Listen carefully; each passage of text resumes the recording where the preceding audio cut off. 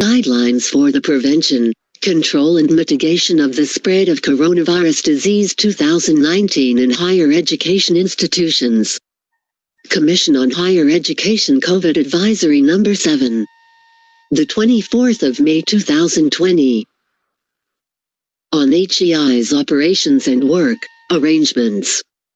In areas under ECQ, MECQ, and GCQ, HEIs are advised to observe the following guidelines. Suspension of face-to-face or in-person classes until further directives from the IETF or issuance by the proper government authority that the province or city will be under MGCQ. For HEIs which intend to offer summer classes, midterm, and/or mid-year intersession shall only be for the following students: graduating students who need to complete their academic requirements, students whose subjects are scheduled in the summer under the PSG of their degree program, and students taking graduate studies. Only HEIs with capability for full online learning will be allowed to conduct summer classes. OJT and internship programs foreign and local remain suspended until ECQ, MECQ, GCQ, and NGCQ has been lifted. However, for HEI and NGCQ areas, in-campus OJT and internship programs can be authorized provided there is strict compliance with physical distancing and other health protocols. The opening of classes for 2020 to 2021 shall be based on the HEI's delivery mode subject to compliance with minimum health standards and the situation on the ground. HEIs using full online education can open any time after May 31st, 2020. HEIs using flexible learning can open anytime in August 2020. HEIs using significant face-to-face or in-person mode can open no earlier than the 1st of September 2020. All HEIs who are using the old academic calendar, June to May, are encouraged to change their academic year and open in August 2020 or later in the year. HEIs should prepare for the opening of 2020 to 2021 by undertaking the following: preparation of the HEI facilities to comply with minimum health standards such as mandatory wearing of masks, hand washing and sanitation practices, safe physical distancing, reconfiguration of classroom spaces, provision of markers in public places, prohibition of mass gathering, among others.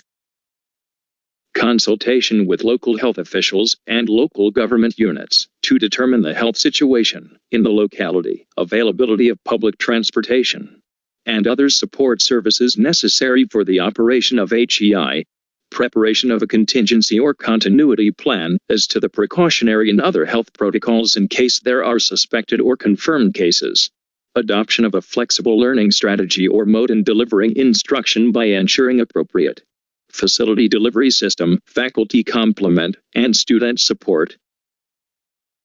In coordination with local health officials and the local government unit, implementation of any of the following flexible enrollment procedures: online enrollment and payment through remittance services, scheduling of students who will be allowed to enroll on any given day, opening of satellite enrollment sites as practicable, other similar arrangements to limit the number of students allowed at any given time and ensure safe physical distance.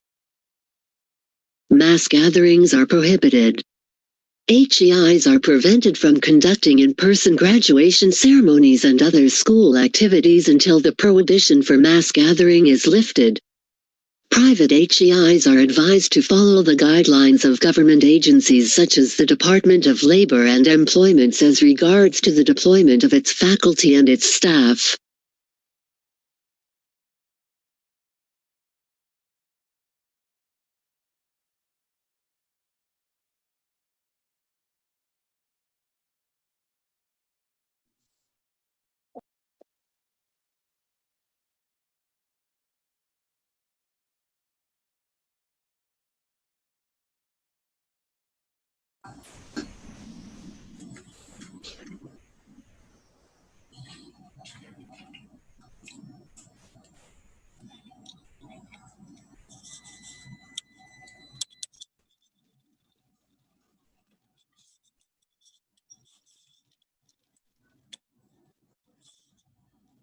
Good afternoon, ladies and gentlemen, and welcome to the webinar of Information, Education, and communication, materials, designs, and concepts.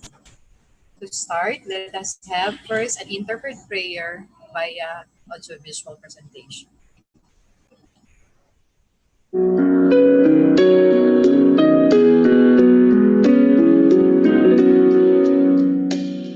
Dakilang may likha sa kalingat pang-unawa, mangyari ang iyong diwa sa langit at sa lupa.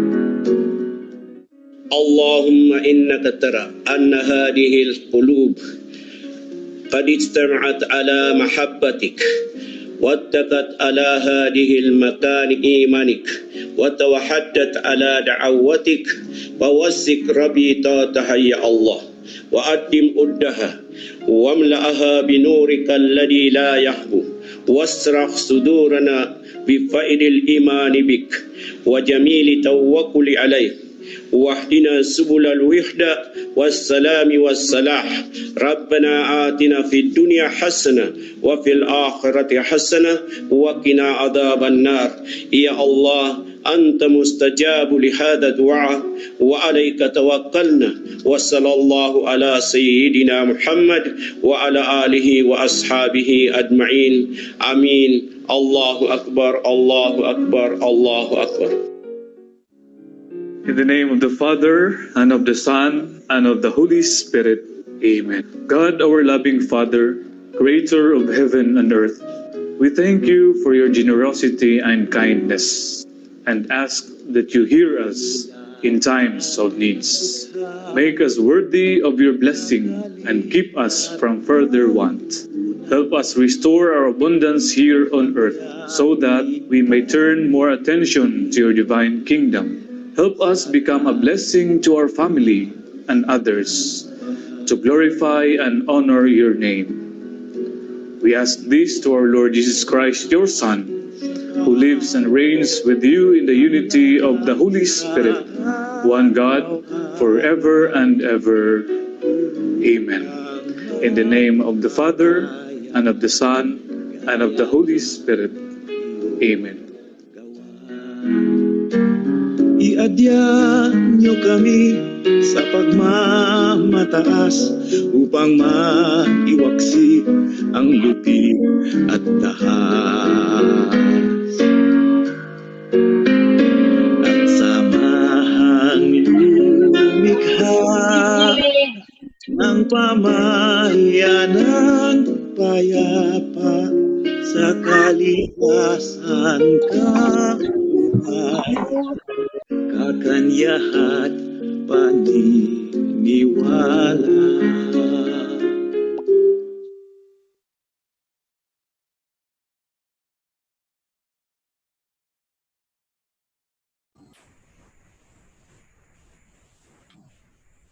These are some reminders of the do's and don'ts during the video conferencing.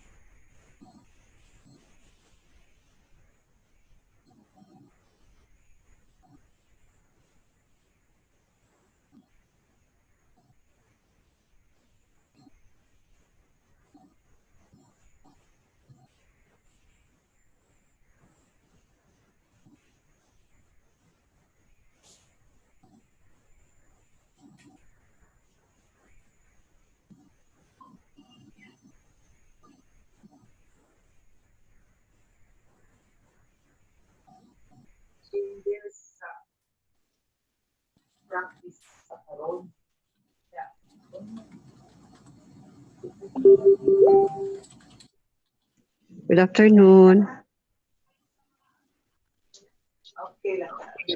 At this point, Dr. Jacinta Artan, Good our OIC afternoon. Chief Education Program Specialist, will give us a welcome remarks. Dr. Tan? Hello, Joe. Am I clear? Yes, ma'am. Go on, ma'am. Okay. I am actually using a cell phone because I'm also attending a webinar for the flexible learning hosted by the central office on the OPSD. So hopefully I am clear with my remarks. In behalf of the Regional Director, Dr. Rodi Garcia, who is now on travel in Pagadian City, I would my honor to give you this welcome remarks. So buenas tardes and good afternoon to all of us who are in attendance in this webinar on information and education, communications, designs, and concepts. Specifically, special mention to the HEI presidents who are present here and other key officials, guest lecturers or lecturers, the deans, directors, faculty, my colleagues in the commission, of course, Dr. Rodi Garcia, friends, ladies and gentlemen, again, buenas tardes, good afternoon. We are almost approaching for the opening of classes for school year 2020-2021, and it is very, very essential at this point to prepare and unlock to the future of learning by redesigning educators and higher education institutions for creativity in information, educations, and communications under the so-called new normal arena.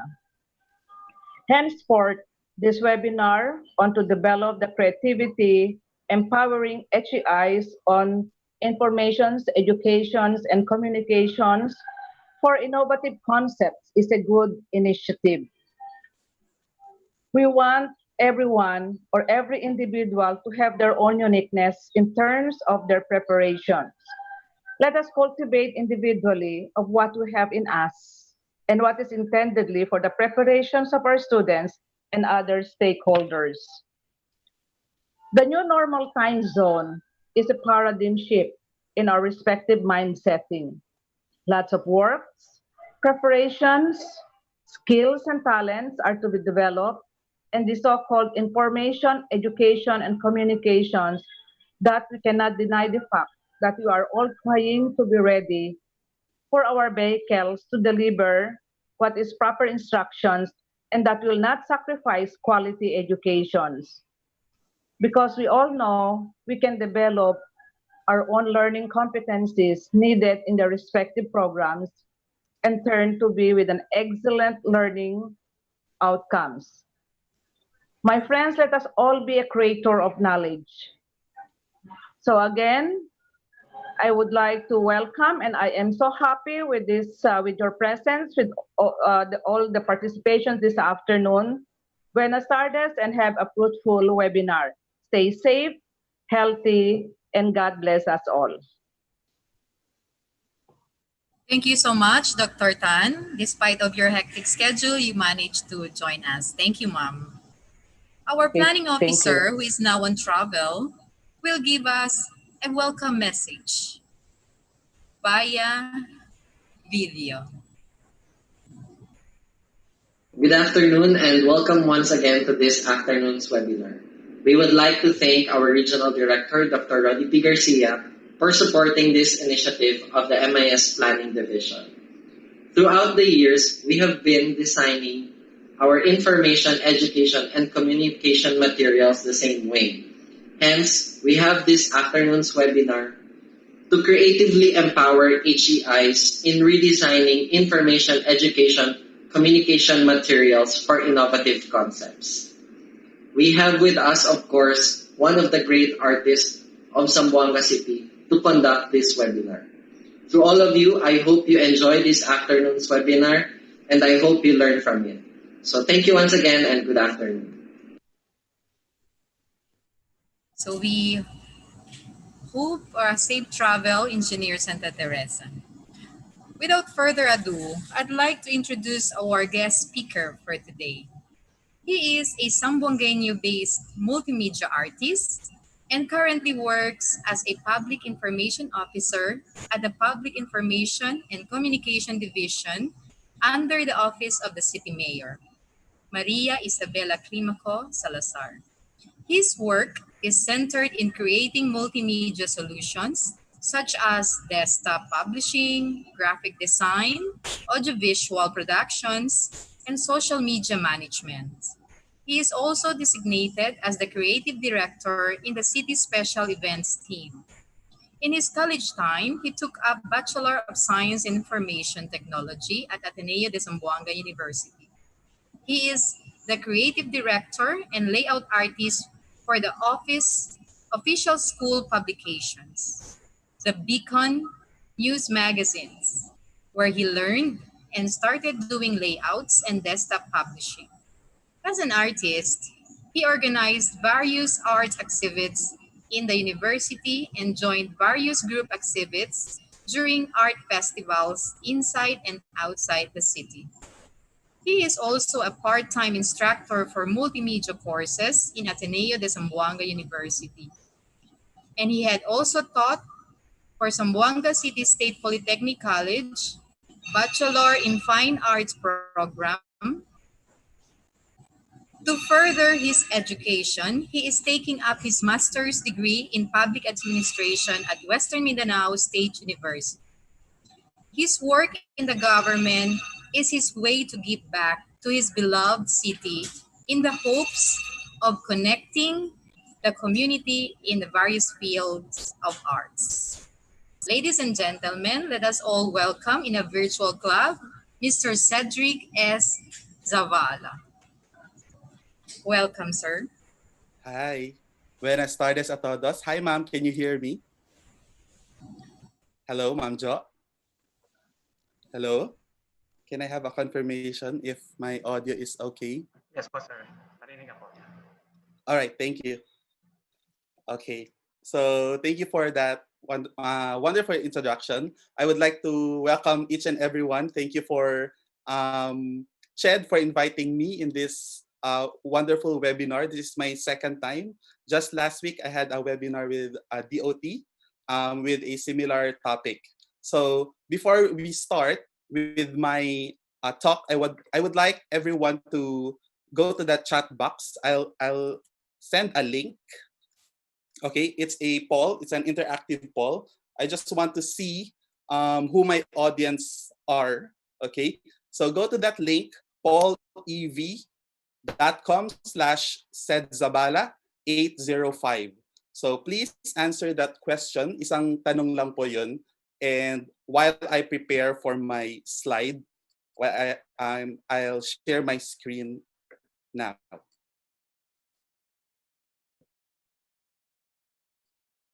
Okay, so I hope you got. Okay.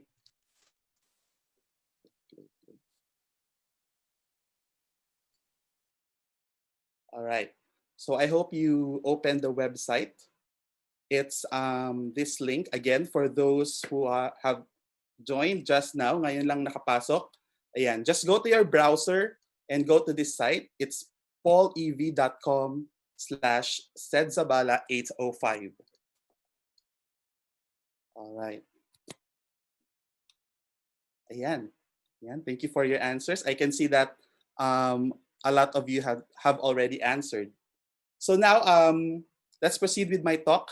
So this is about IEC materials, designs, and concepts. So as what Ma'am Jo introduced me, I'm a multimedia artist, and I'm working now at the PIO office at the city government under the mayor's office. So I'll be talking about designs, the principles of designs and layouts, and how to create a visually pleasing communication materials for your organization, especially for the HEIs. Now that we are in the new normal, so we are teaching virtually, we are giving announcements via Facebook, our social media.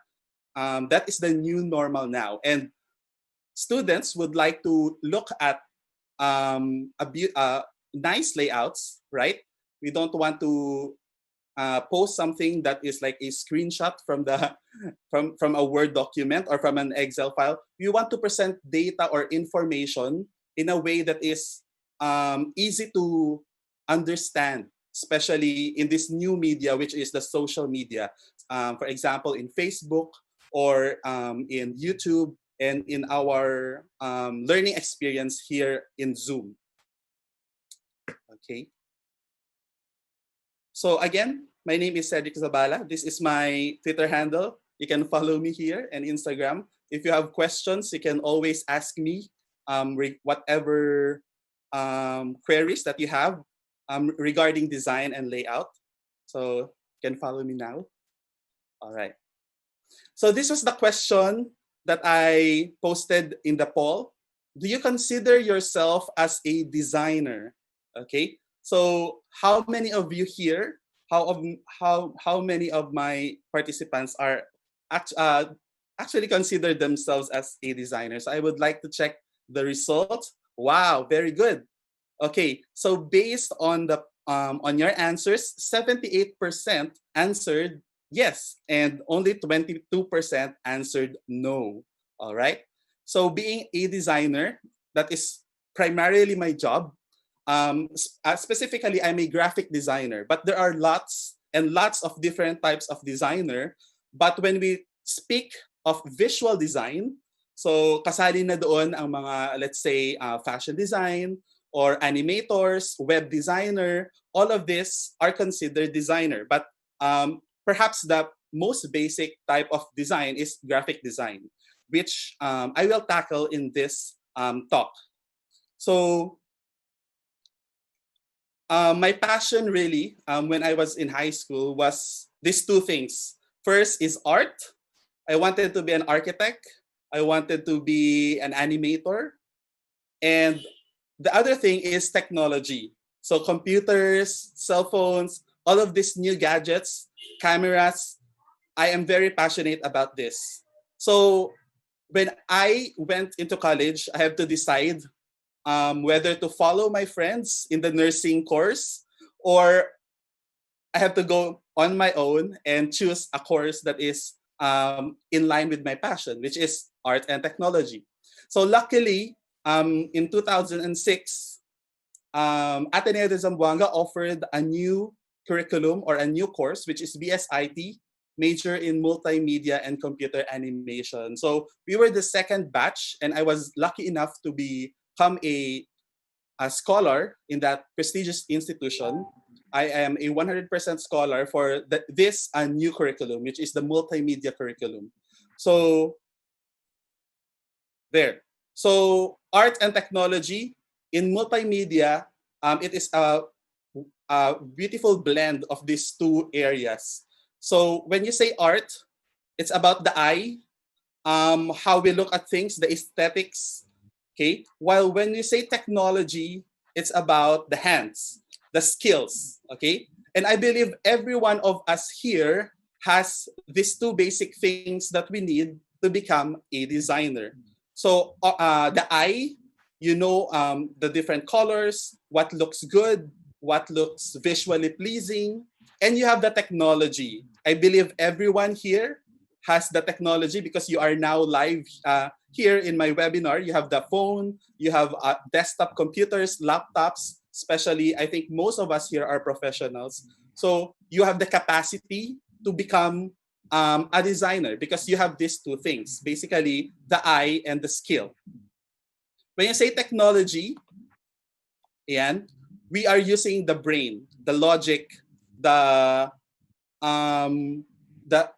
different intricacies of the technology. But in art, we have to use our heart. So that's the difference between a designer and an artist. Because when an artist, when you say someone is an artist, he is purely expressing his own expressions, emotions. But as a designer, you have to become also tech savvy. Okay. So I believe every one of us can be a designer. So yung sa mga 22%, sana by the end of this webinar, sana ma-convert ko kayo na maniniwala kayo sa sarili nyo that you are a designer. Because every one of us here, I believe, has in one point in their life designed something. Okay? It can be a PowerPoint presentation. It can be a module. It can be a poster. Okay? So, and even in our daily lives, we design something. How we match our clothes. Okay? How we arrange our room. Okay? Like an interior designer, or perhaps when you choose when you buy something, some personal like furnitures, you are thinking as a designer. Okay, you are the client, and what do you want? How will this certain furniture or gadget looks, okay, and feels when you use it? So I think everyone here should have that mindset. We should have a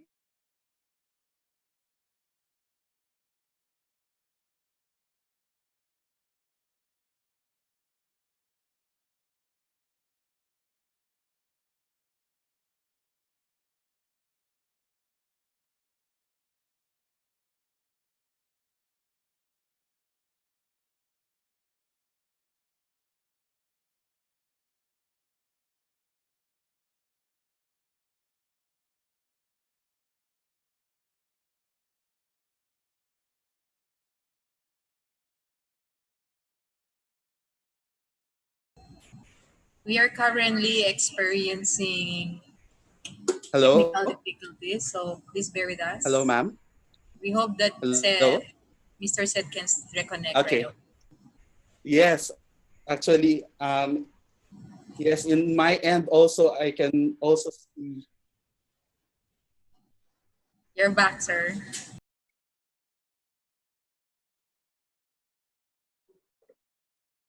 Hello, ma'am.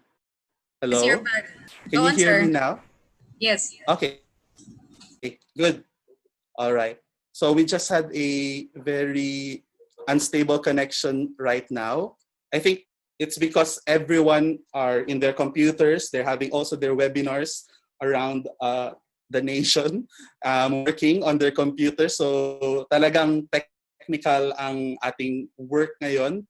So going back, I think you missed the last part. I just mentioned that everyone can be a designer. You just have to change the mindset that we are innately creative. So creativity is just about using those tools to have a visual communication to bring out, to send out to your audience what you want to convey, the information and the communication.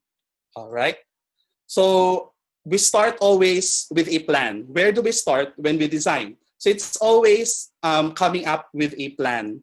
So first, you have to think about the project, the name of the project, what is it about? Second, the purpose. Para saan yun? What is the purpose of your project? Why are you creating a website? Why are you creating a video or an infomercial or an infographic? So you have to think about that. And last is audience. Who are you communicating with? Okay, are we communicating with our students, with our bosses? Is it formal? Is it informal? Or are we talking in social media? It's very informal. So these three things you should always keep in mind when you start to design something. Okay, it's just the same as, again, choosing what you will wear for the day. Ano yung pupuntahan ko? Ano yung event? Okay, formal ba yun? Informal? Sino yung manonood sa akin? Should I wear something that is flashy or dapat muted lang? And the audience who will be with me during event. Okay, all of this you have to consider when you start designing something. So always start with a plan, right? So I want to share some of my first works, my earlier works way back in college. So I actually learned layout already in college when I started to study BSIT. I didn't have the technology in high school yet, but in college, applied for the position in the official school publication, which is the Beacon News magazine. And my first project was this one, the literary folio of the school, which is Marehada. So it is a literary folio, so it contains poems, artworks. So I have to think, who are the audience? So most likely these are students, these are the faculty of the school, and ano yung gusto naming iparating na message. So meron siyang theme, which is, for this instance, for this issue, it's about memories. So it's about nostalgia. It should be formal, medyo vintage looking. So we have to think also of how it should feel. Dapat ma-communicate namin yung theme na yun in this series of pages. So luckily, in my first project, medyo simple lang siya. It doesn't have to be very overly over yung layout. And I think it was success naman yung my first layout. And in the coming years, in my sophomore years, I was still the layout artist. So we created newsletters. This one specifically is limited with one color only, which is black and white. And we also have multicolored layouts, such as the news magazines. So these are some of my layouts, very colorful, very enticing for students to read, okay, and very full of information. So this is a print. So this is not a, although we posted it in social media, but it is intended really for print. Here's another sample of my layout in the school publication. And before, in my third year, there was this secret contest between artists in the school to design the logo for the centennial. So I was asked by the scholarship director to try to do the logo. And luckily, the committee chose my logo. So this was the official centennial emblem for the Ateneo de Zamboanga celebration. So I was very privileged enough to be chosen as the artist who designed the logo. So while talking about logos, I want to express that logos are very important because this is the starting point of all visual brand. Okay, so I want you to think about your logo, your institution's logo. Memorize nyo ba yung colors niya? Memorize nyo ba yung fonts na ginagamit doon sa ano? Ano yung shape? Ano yung mga symbols? Do you understand what those symbols are? So before going to design things or layouts, IEC materials for your institution, first understand what is the institution about by starting with the logo. Understand bakit yun ang mga symbolisms. These are very important. And from there, you can now go to, take inspiration from that logo and get some ideas for your new designs, for your new layouts. So as you can see here, Ateneo de Zamboanga is very blue, okay? Blue, and then you have the red and yellow stripe, you have the Vinta, you have the wolves in the pot, you have the Jesuit seal. So this has all meanings. And if you look at the layouts of Ateneo de Zamboanga right now in their social media, of course, a lot of the colors are more sided to the blue tones, of course, because that's their brand. And then they have this Jesuit school vibe, okay, a Catholic school vibe that you can see, that you can feel when you look at their page or their institution. So just like that, in your institution, what are the core values of your institution? Is it about education, like WIMSU? Is it about let's say technical skills, like Polytechnic? So all of this has their look, has their specific brand that we can say, and it all starts with your logo. So I want you to reflect. Or maybe research, take a look at your Facebook page. How does your logo look like? What does it mean? And start with that, always. After college, I joined some competitions. This poster won in the Animation Festival in 2011. I think that is the biggest competition that I have won. It's a national competition and became the official poster of the festival. And after college, I also ventured into wedding events, weddings specifically. It's a big market here in Zamboanga, events. We have the most beautiful weddings. And there, I learned how to lay out for clients, such as couples, grooms, and brides. They have their own distinct tastes.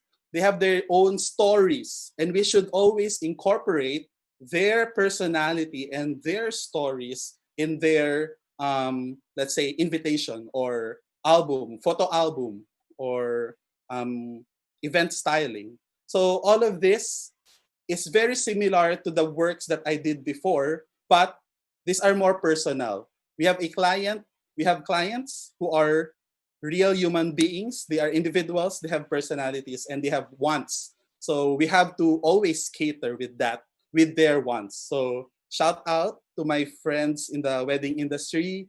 I've been there before, and now I actually work for the city government. So since 2013, when Mayor Beng was elected and in her first term, I was invited to become part of the team, and I applied for my position. So now I am an information officer, and my work is really centered on multimedia solutions. So it can be a graphic design, it can be an animation, a video, layout, tarpaulins. So basically, my work now is what I studied for, what I practiced for my whole college life. Okay, and I'm very lucky enough to have this work, to work with special, very talented people in the PIO, in the mayor's office, and in the city government, and even in other government agencies such as DOT and CHED.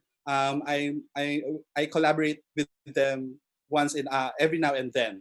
Anyways, going back in 2013, this is my first layout for Mayor Beng. So this is like a word cloud. Okay, so you can see that these are the expectations of the people that we grouped according to certain topics such as economy, tourism, electricity, security, education. So all of this, this one is our starting point, our jump off for her administration. And I believe she has done a lot of positive things, and we should always support our local government. All right. Shout out to PIO and Mayor's Office. Ooh. So my next project, that was my first project. The second project was about creating a brand for Zamboanga City. Of course, in her administration, she wants to create a new look. Ano yung vibe when it comes to, when we say Zamboanga City, in terms of tourism, in terms of event? How can we incorporate all of these different titles? Asia's Latin City, ano pa ba yung mga titles natin? City of Flowers, Orgullo de Zamboanga. So napakadaming brand, napakadaming titles ng Zamboanga. So how can we create something new, something fresh? Okay, but we don't want to erase those titles. Okay, we want to embrace all of those titles. So I am inspired by the Vinta, which is, of course, in all Civica books. When you say Zamboanga, it's Vinta. Okay, so talagang iconic na siya, trademark na yan ng ating city. So we created this campaign. It's a campaign. It's not a brand, because when you say a brand like Asia's Latin City or City of Flowers, okay, we are narrowing what Zamboanga City is all about. Sinasabi lang natin na maraming flowers dito, pero hindi naman totoo, because Baguio is the City of Flowers. Mas maraming flowers doon. Asia's Latin City, hindi naman Latin lahat ng mga tao dito or Chavacano. How about the beautiful different cultures? Okay, so why not embrace it? And instead of isolating, we just have to zoom in to what we want. Okay, we may not like the different let's say we do not like everything about Zamboanga, so we just have to zoom into what we like. So we created this campaign. which is Zoom in Zamboanga, so that people will zoom into what they think or what they love most about Zamboanga City. So I created this logo, the Z, which is inspired by the Vinta. As you can see, the colors there, the multicolors, and the colors above, and even the shapes are geometric. Okay, may mga triangles, which is very iconic Vinta. And then the colors above are orange, yellow. This reminds us of the sun, of the sky. And the blues at the bottom part reminds us of the water. Okay? Saan nagsasail yung Vinta. Okay? So yun yung concept namin when we created this campaign. And then we also created a video. I hope you can hear and watch this. All right. So medyo mahina lang yung audio so I can talk. All right. So this was the video animation, video campaign that we created for the launching of this brand so that people will become aware of what Zoom in Zamboanga is. So as you can see here, ayan, zoom in a little closer to what makes you love her or Zamboanga City and why you call her home. Okay, so it is about zooming in to every aspect, such as the colors, the vibrant colors. It can be the flowers, it can be the Vinta, the butterfly, the festivals, or you can zoom into a flavor. Let's say you are into sati, kuracha, seafood. How about lokot-lokot? Okay, or you can zoom into every face, every culture, every tribe, the Yakan, the Subanen, the Tausug, Christians, Muslims, Lumads, okay? And every pattern, we have, no matter what culture you are, you have your own pattern in the Mascota, Yakan, Malong, Banik. And of course, zoom into every adventure. So we are talking here about tourism sites, talking here about festivals, and so on. So that is what the Zoom in Zamboanga campaign is about, okay? And we launched it in Manila in SMX MOA during the Philippine Travel Mart. So it was Ma'am Beng's birthday, September 9, and then we launched it. Pinakita namin yung video, napaka-warm nung reception ng audience.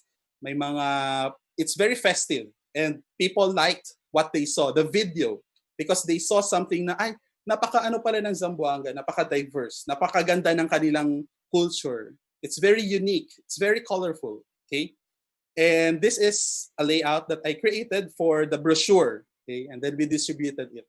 So here you can see again the triangles, the use of the shapes, the use of colors, very colorful, okay? And photos that are very eye-catching, okay? So these are the stock photos that we had back then.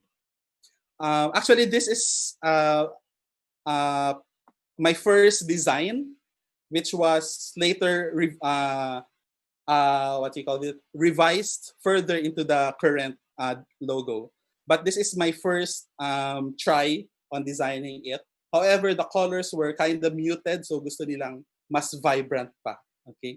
So when you say branding, it should look good everywhere. Letterhead ba ito? Folder, social media, CD, button pin, t-shirts, ano pa, stationery. It should look cohesive. And later, I will show you more examples of how to use, how to create a good visual brand. Okay? Yun. So, after ng, in 2013, after the launch, the siege happened. So, lahat ng efforts namin, just 2 days lang na after the launch, the siege happened. So parang useless nang mag-campaign ng tourism when there is an attack that is happening in our city. So that's a 20-day siege. And we created a new campaign, which is the Build Back Better Zamboanga. So we again started with a logo, how it should look like. So it is more formal. It is more, it's like for me, it's like a Lego brick na parang it's like a building block, okay? That represents the effort or the campaign to build back better Zamboanga.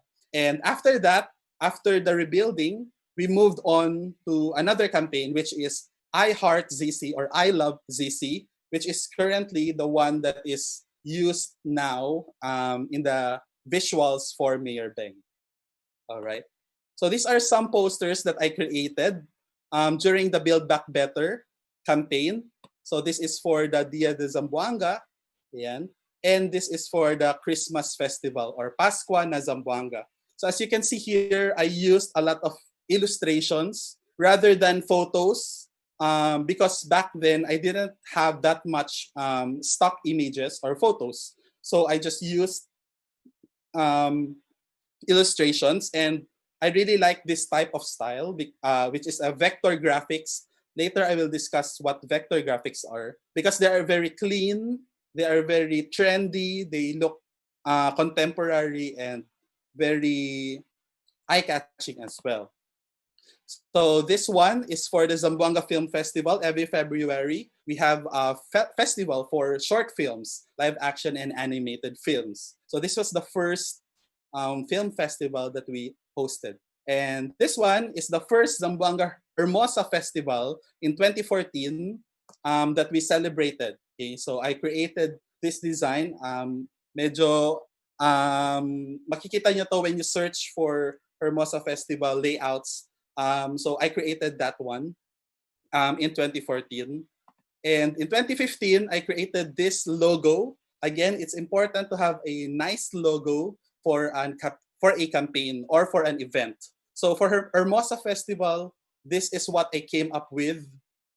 It's the diversity of people, the vinta, the waves, the banca, and of course, La Virgen del Pilar, which is the patroness saint of our city.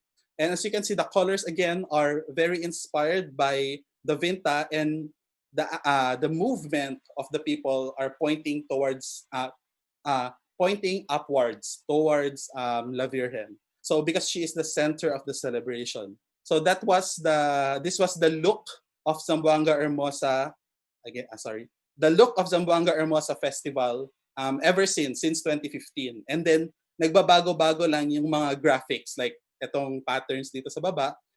We change it every year depending on the theme. Ano yung tema ng Hermosa Festival for that year. But again, the logo stays the same. And in 2018, DOT invited me in a branding workshop in Bicol. So first time ko makita si Mount Mayon. Ayan, napakaganda. So every region was invited. Lahat ng stakeholders nila. So we have someone from Ipil, from Pagadian to brainstorm and create this brand. So based on the workshop, this is the campaign that we came up with, which is hashtag once again Zampen. So doon pa lang sa word, very catchy because it rhymes, once again Zampen. And it talks about the experience of being here in the Zamboanga Peninsula, which is when you try it, you will parang gusto mong balikan, gusto mong balik-balikan. Okay? Parang hindi sapat na one day ka lang na andito sa Zamboanga because there are a lot of things that you can do here, a lot of food that you can try, a lot of places to visit. So it's not enough. It's never enough to visit Zamboanga or Zampen just once. So it's always hashtag once again Zampen. So ito yung animation. We created also the video. On the spot namin ginawa yung video that in the 3-day workshop. And we presented it in the organizers, which are from UP Tourism and tourism like department and the TB Tourism Board. And we had a lot of positive feedback, okay, and some revisions as well in terms of the concept and the look. So as you can see here, we use the different colors of Zamboanga. We use the geometric patterns, like for example here, the Vinta. We have the Yakan patterns. We have the Banig or the textiles. And then this one reminds us of the parang bullseye pattern or parang the center, which is ipil. It's inspired also by the round tires of the Pagadian tricycles. And then we have water here. We have sardines, fishes, Zamboanga as the sardine capital. And we have a rich aquaculture and biodiversity here. and again, the patterns of the Vinta and the Yakan here. So that is the logo that encapsulates what Zamboanga Peninsula is all about. Okay, and now 2020 happened, and we are now here in the pandemic. So right after Dia de Zamboanga, we have to the team, the PIO team, convened and basically we created a brand or a look for the communications. We call it the risk communications team. So now this is our work at the mayor's office. So we give information, COVID updates on the efforts, and every week we have press conferences, virtual pressers, and every day we have daily updates on the status and cases of COVID here. So it's very different from the colorful theme. So it's very red. It reminds us of danger. It reminds us of our blood. It's very important. And of course, it reminds us of a warning. So that's why we use this color theme for the COVID-19 risk communication team. So as you can see here, these are some of our layouts. When you see in your Facebook na may ganitong layout, Zamboanga Task Force COVID-19 Advisory, and then meron siyang red na mga COVID cells dito, ibig sabihin, and the logo of Zamboanga City, it means ito yung official advisory na ginagawa ng city. Okay? So kapag may lumabas na ganito sa Facebook page nyo or sa wall, it means this is a legit source because this is the template that we use, the design that we use, the colors and fonts that we use whenever we put out an advisory on COVID. It can be an advisory, it can be an infographic, or simply news like this one, an update. Okay? So it's very important to be consistent in your brand, in the use of your colors and layouts and fonts, which I will expound later on. Okay, so these are some of the infographics that we created. Very minimal yung colors, just white, red, and gray or black. Okay, now, so that's really what my work is all about. Wala pa tayo sa concepts ng design and layout, but I hope you got the gist of what this work or being a designer is. Ano yung, how do we look at things? How do we, ano yung mindset namin when we create layouts? So I want you to go back again to the link, to the poll. So I will have another question for you. I'll just go to my, ayan. So please go to the link, paulev.com/sedzabala805. So I have a question for you.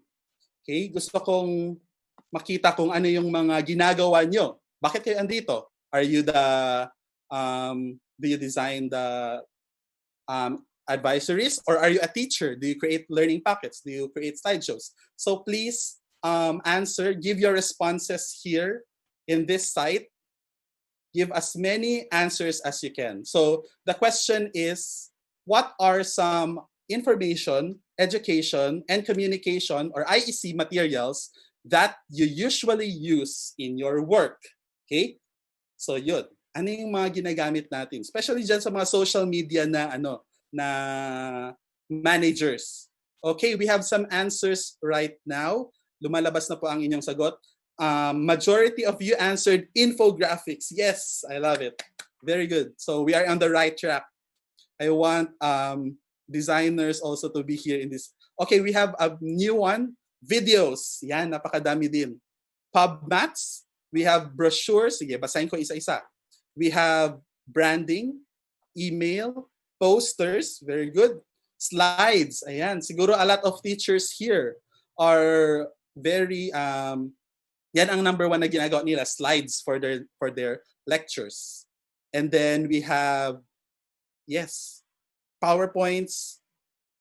Yes, we have animation, logos, very good. So we have some graphic designers here. When you create logo, talagang yan yung ano natin. Diyan tayo nagsisimula. Modules, yan, very good. Especially now in the new normal, we have to create for us in Ateneo, we call it the learning packets.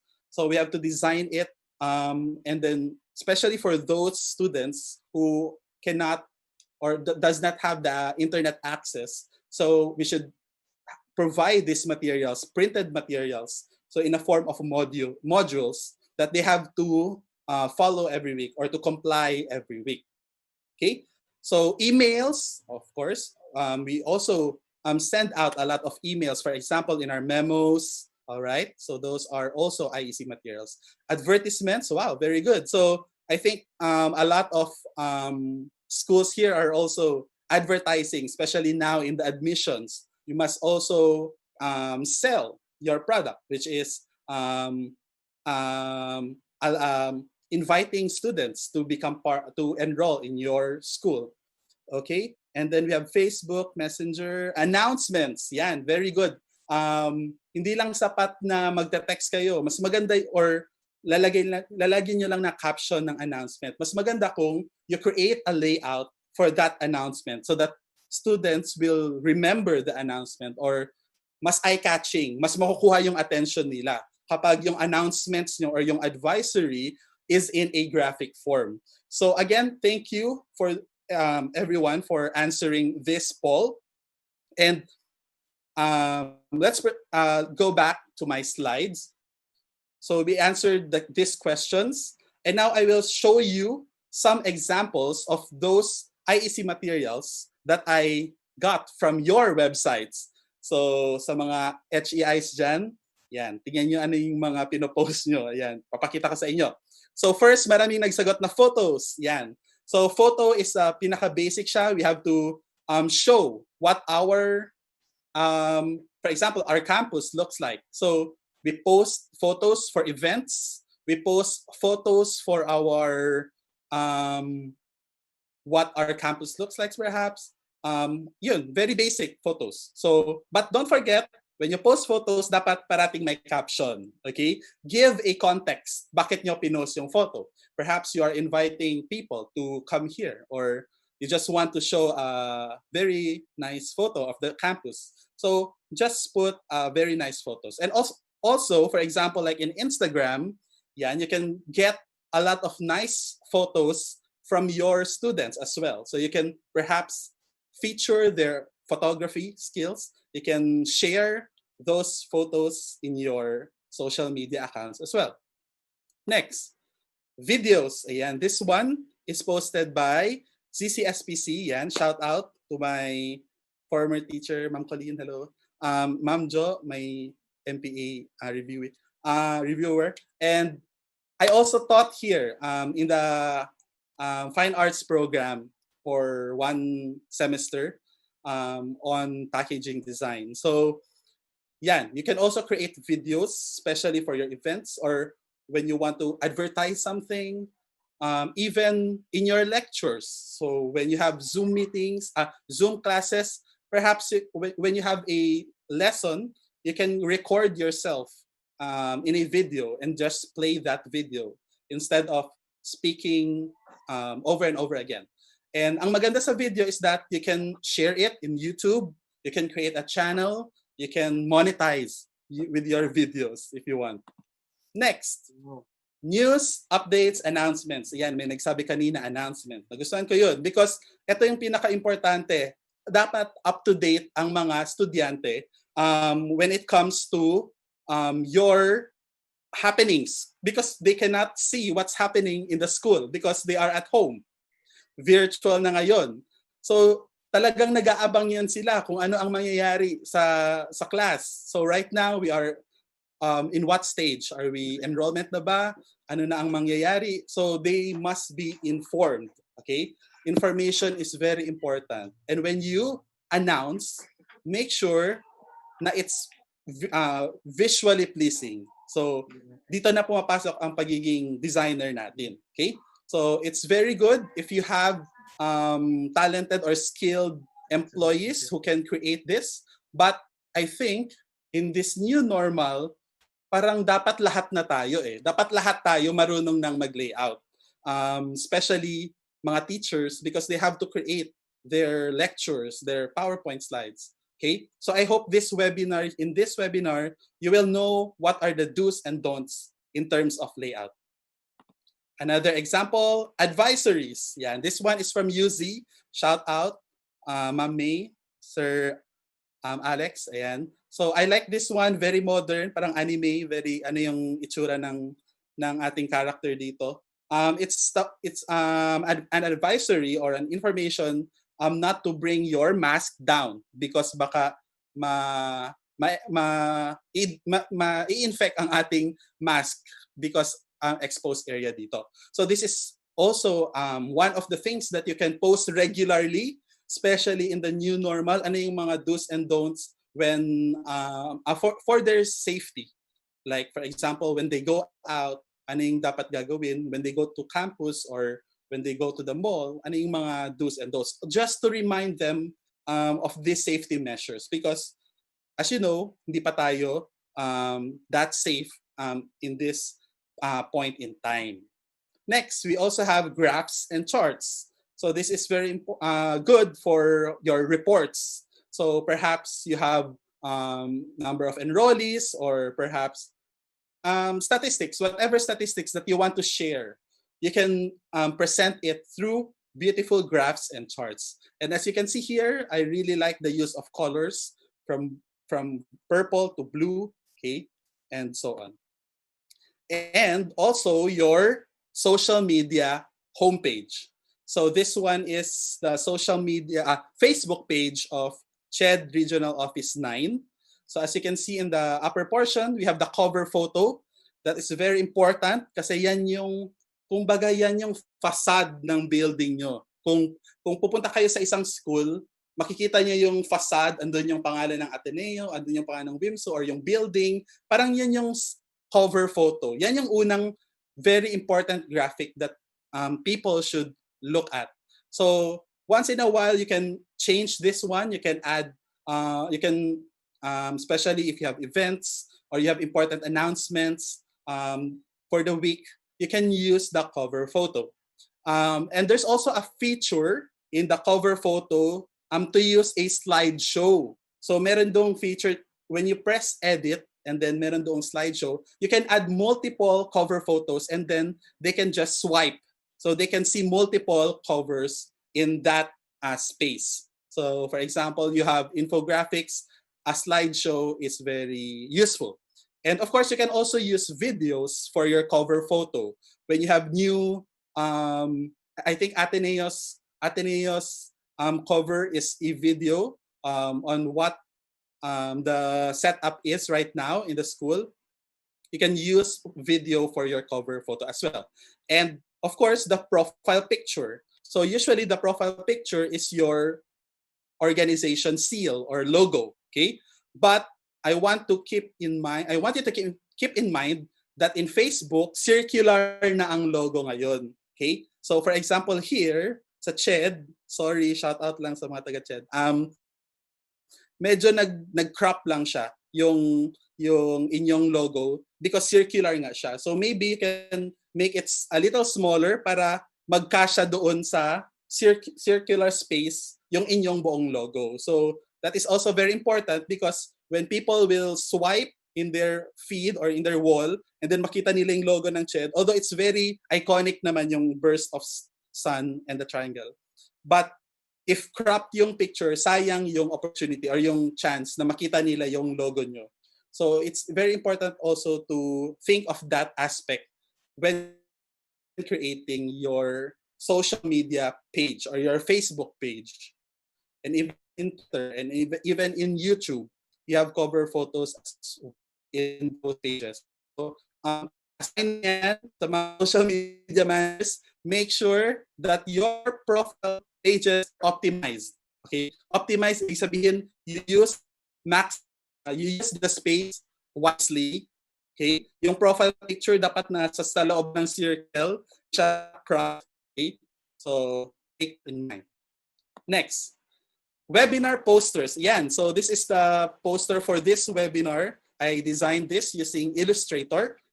Especially now we have a lot of online seminars right now. So it's also important to invite people. So instead of just posting the memos, why not create simple graphic for that event. Okay, and of course, make sure to emphasize the date, the link for the registration, and so on. Okay, next. So this one is an event poster of the National Historical Commission of the Philippines. I saw this posted in the page of the CCSPC. This is for the Buwan ng Kasaysayan, for the month of August. So you can post also mga foundation day, or nutrition month, science and technology week. So all of those events, you can also post that and create beautiful layouts such as this one. Next, this one I got from the University of the Philippines, UP Diliman. So they have a campaign or an advocacy to assist or help students who are in need. So this is kaagapay sa pag-aaral. So you can also create advocacies you can post advocacies in your page as well. And of course, may nagsabi kanina advertising. So as you can see here, this is from De La Salle University. This is their cover photo. Be among the best. So it's like advertising na enroll. Ang use of graphics nila ito, as you can see, andyan sa baba yung kanilang building, and the use of color green archers, and of course yung text, very well designed. So you can also use that for your cover photos as well, so that you can grab the attention of your audience. And then we have infographics. Napakadaming nagsagot ng infographics. I think most of you here are graphic designers, or kayo yung assigned sa paggawa ng mga layouts nyo. So talagang ngayon hindi sapat na puro text lang. Mas maganda kung merong graphics. So for example, you have tips, or you have mga how-tos, mga ganun. So instead of just listing it in bullet form, why not lay out in such a way that magiging mas interesting siya with the use of graphics. So yan, makita nyo may mga illustrations or may mga icons for each of the idea that is, or each of the steps here. Okay, so that is what we call infographics. And then we also have, this one, another example of infographics. This is a cover photo from the UZ page. I really like this. Napakaganda ng colors. Very on brand, the use of color green. As you can see here, yung mga images niya sa taas, also color green. Okay, na alam niyo talaga na this is from UZ. User-generated content. So this means the photo was taken by someone who is not from your organization, perhaps your student or a visitor. So when they have nice photos, okay, you can feature them. So for example, this one from DOT, very Instagrammable yung picture. So feature nila yung mga kuha ng ibang tao. You can also do that. You can share, or you can feature them in such a way na with your brand. Okay? And then we also have what they call promotional art cards. So for example, in the Zamboanga Hermosa Festival 2018, so we merged the use of photos and graphics in one layout. So parang nagbe-blend siya. Ayan. Very artistic na dating. You can use this for social media like Instagram, or for your cover photos as well, or just feature just remind people of what the event is, or anong look niya. Yan, promotional art cards. And then you can also use animated GIFs or GIFs or GIFs. Okay? So this one I got from Klook. So kapag may mga may mga like bonus, may mga offers, or you can even use this for your events na mag-advertise kayo ng something. When there is movement, talagang mas nagka-catch ng attention yun sa inyong audience. So an animated GIF, naglo-loop lang siya na animation. You can create this in Canva. You can create this in Premiere, in Photoshop, and yun, meron lang siyang animation. And it's very also one of mga trendiest stuff ngayon. Like, for example, sa mga PowerPoints, you can also make your presentation more attractive with these moving elements, with these GIFs. Next, we can also post IEC's greeting cards or milestones. Yan, kapag birthday ng mga boss natin, or perhaps anniversary ng school, foundation day, or even right now, since opening of classes, you can just post something like this. Welcome to, this is from PUP, Scholar ng Bayan. So, very beautiful, the use of colors, yung yellow and maroon, very on brand sila. And simple lang siya, napakaganda. You can also use this again for your cover photos, for your Instagram posts, for your tweets. And then you can also post calendar of events. So for example, this month is Buwan ng Wika, when you have virtual events. So mas magiging aware yung mga tao, especially now in the virtual setup, ano yung mga sineselebrate ng school for this month. So here, Buwan ng Wika, this is another layout from De La Salle University. Again, you can see the architecture doon sa baba. Remember kanina yung may architecture sila, pero this one is more of an illustrated style. So parang, again, repetition of graphic elements. So when you say De La Salle, it reminds us of the beautiful neoclassic buildings. So, and the color green. So kapag yun pa lang, automatic, we remember the brand. We remember De La Salle. This one is from the National University. So NU, this is from the NU National Senior High. I got this layout. Very nice, very sleek, but fun. Kasi nga, this is senior high. So medyo hindi siya masyado formal. Medyo may pagka-varsity yung dating. May pagka-youthful, may pagka-young. So you can do, you can create layouts for how-tos. For example, the enrollment process, or how to use your online portals, perhaps. Frequently asked questions, FAQs, and of course, tutorials when you have your lectures, when you create your PowerPoints. Okay, so make it look like this. Very graphic, and hindi siya boring. Okay, yan, very nice. So what makes these layouts look good? So all of these examples, I chose this because napakaganda ng pagkagawa, very modern and pleasing to the eye, especially in social media. So kayo, when you do layouts, do you feel na ay parang hindi siya maganda, parang pangit siya? Bakit kaya? We have to think always about the three elements of graphic design. Okay, so the elements of design and layout. So the three elements are, number one, images, number two, text, and number three is layout or the composition. So yan lang yung tatlong elements that you have to think of, and then i-assess nyo. Maganda ba yung image?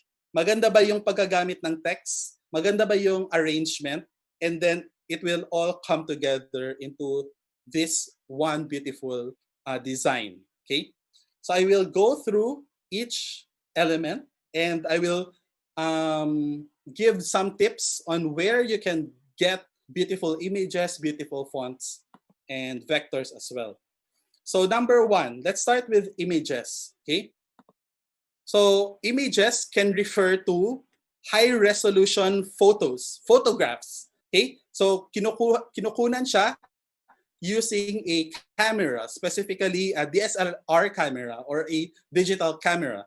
So if you have a photographer, yan yung role niya, to get high quality photos, okay, that you can post in social media or you can use in your layouts, in your reports. So it's a plus if you have a photographer or you have people who have good photography skills. Okay, of course it takes dapat may budget kayo for a nice camera.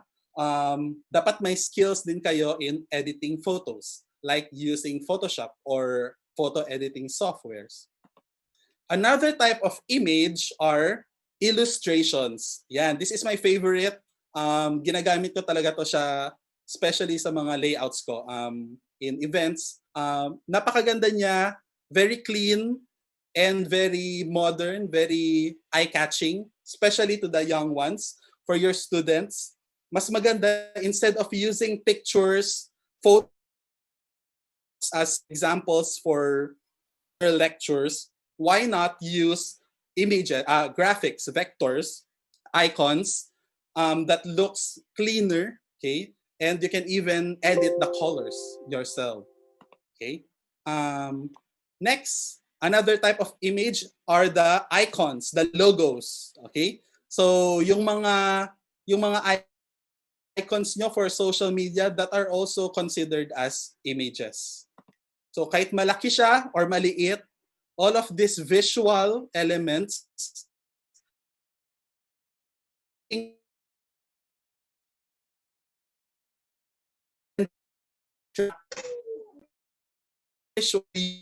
information, whatever you want to convey, whatever information you want to convey with images, mas naging attractive.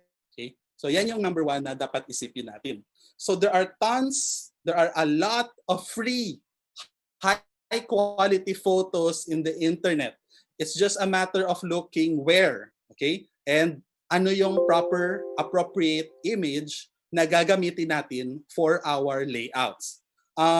Of course, mas maganda kung meron kayong sariling photographer. But kung wala naman, you can find high quality images in the internet. So again here, you can either take the photos yourselves or create the illustrations yourselves or look for websites that has stock images. We call this stock images. So these are high quality photos that were uploaded for free. You can use it, but don't forget to credit as much as possible to put the credit. Wag yung CTTO lang. Mas maganda kung sino talaga ang nag-take ng photo. Yan. So photos is about choosing the sharpest quality, hindi siya blur, dapat klaro yung subject, and one of the most beautiful photos that you can use or the type of photos is yung may tao, may action, okay? Especially yan sa inyong mga advertisement. Mas makaka-relate yung mga students if may tao doon sa picture. Or it tells a certain story. Hindi yung spoon feeding na ito yung specific type of idea. Okay? So why not like this one? Start small, dream big. You can, instead of using a photo that is generic, you can use a symbol. Okay? Especially when you have talks like this one or you have lectures. It will make your audience think, bakit kaya yun yung ginamit na picture? Okay? So that's the beauty of it when you use stock images or photos that are not literal. Okay? Meron pa siyang other meanings. So again, avoid generic photos. Okay? Parati na yung ginagamit. Kapag mag-Google kayo, ano yung nakikita nyo doon? Yun na yung mga generic photos. So even clip arts. Hello, can you hear me? Ayan. So even clip arts, a lot of us are guilty in using this type of clip arts. Nakikita nyo ba yung sample dyan? So iwasan na natin yung mga ganitong klaseng clip arts. Okay? So why not use action photos like this one? Okay? So it's all about the content. What you see in the photo. But images are also limited because they are made up of pixels. So if you zoom in a photo, you can see that it is made of little boxes. We call them pixels. Okay? So hindi lahat ng picture high quality. Okay? Especially kung dinownload nyo lang sa Google, yung nag-download kayo tapos ni-right click nyo lang save image as, pero hindi nyo siya inopen like yung buong picture. So that picture will be small. Napaka-konti lang yung pixels niya. So we call that low quality images.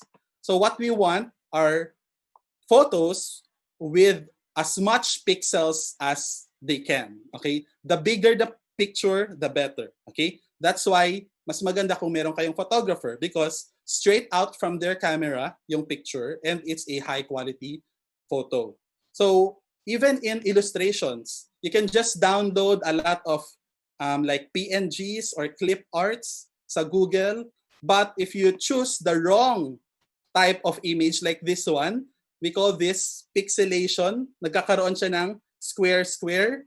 Kapag ginamit niyo yung mga ganong picture sa inyong layout, it will give off a different meaning. Parang sinasabi nila, ay, parang hindi man siya hindi man maganda yung quality. So, it will give off a negative connotation to your audience. Okay? So, ngayon, napaka-nitpicky na ng mga estudyante. Nakikita nila, ay, yung picture pixelated. Ay, yung picture naka-stretch, mga ganun. So, be careful in handling pictures. As much as possible, you use high-quality photo and do not over-edit. And if you want to crop it, make it clean. Okay? For example, tatanggalin niyo yung background and so on. So, these are 3 things to note when using images. Number 1, your image should be sharp. Okay? Big sabihin naka-focus, hindi siya blurred. Okay?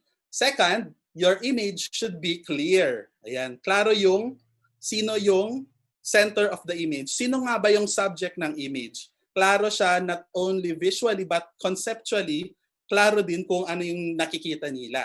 Okay? And third, no distortion. So it could be like pixelated masyado or perhaps ni-stretch nyo, ni-resize nyo, napakahaba. So parang yung tao naging super payat. So make sure that your photos will be handled properly. Okay? You do not overstretch your photos.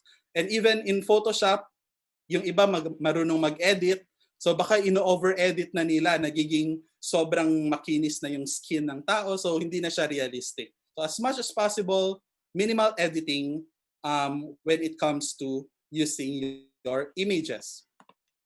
Yan. Also, the bigger the picture, the better because you can crop it like this one. For example, you are using a widescreen, so you can still crop the image.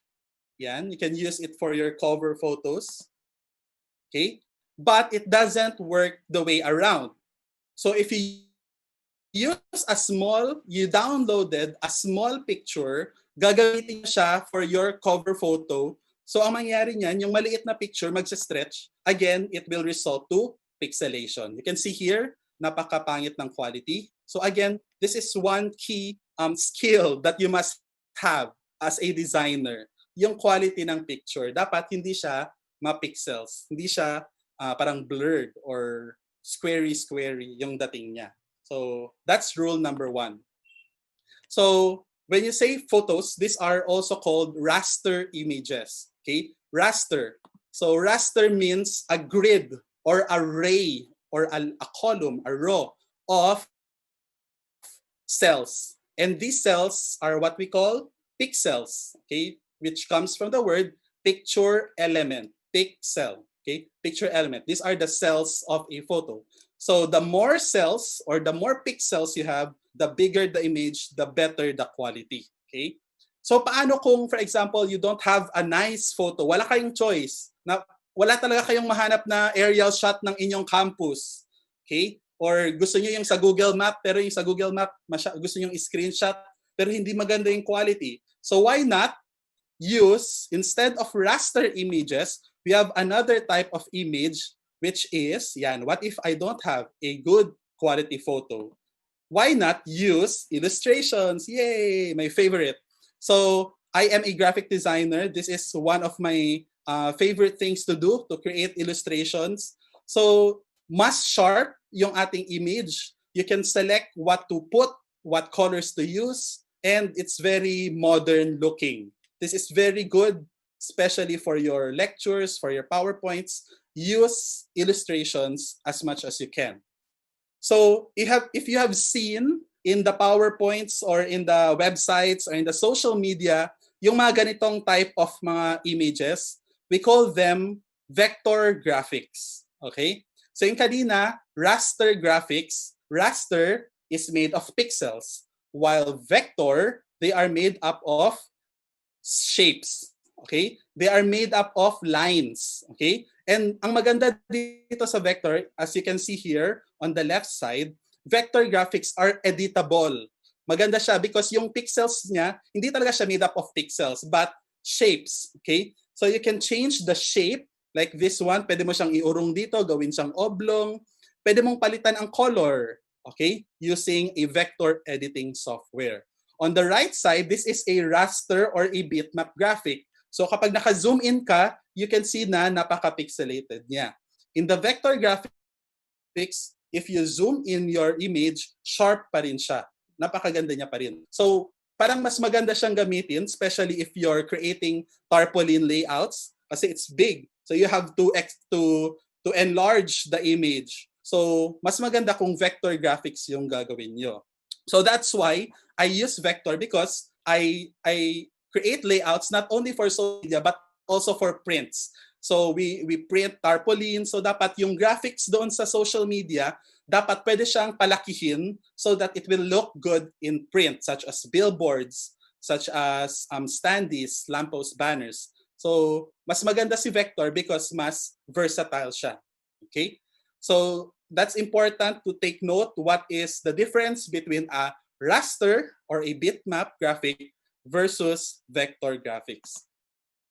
So here's an differentiation or parang anong difference ng raster and vector. So as you can see here, si raster if we select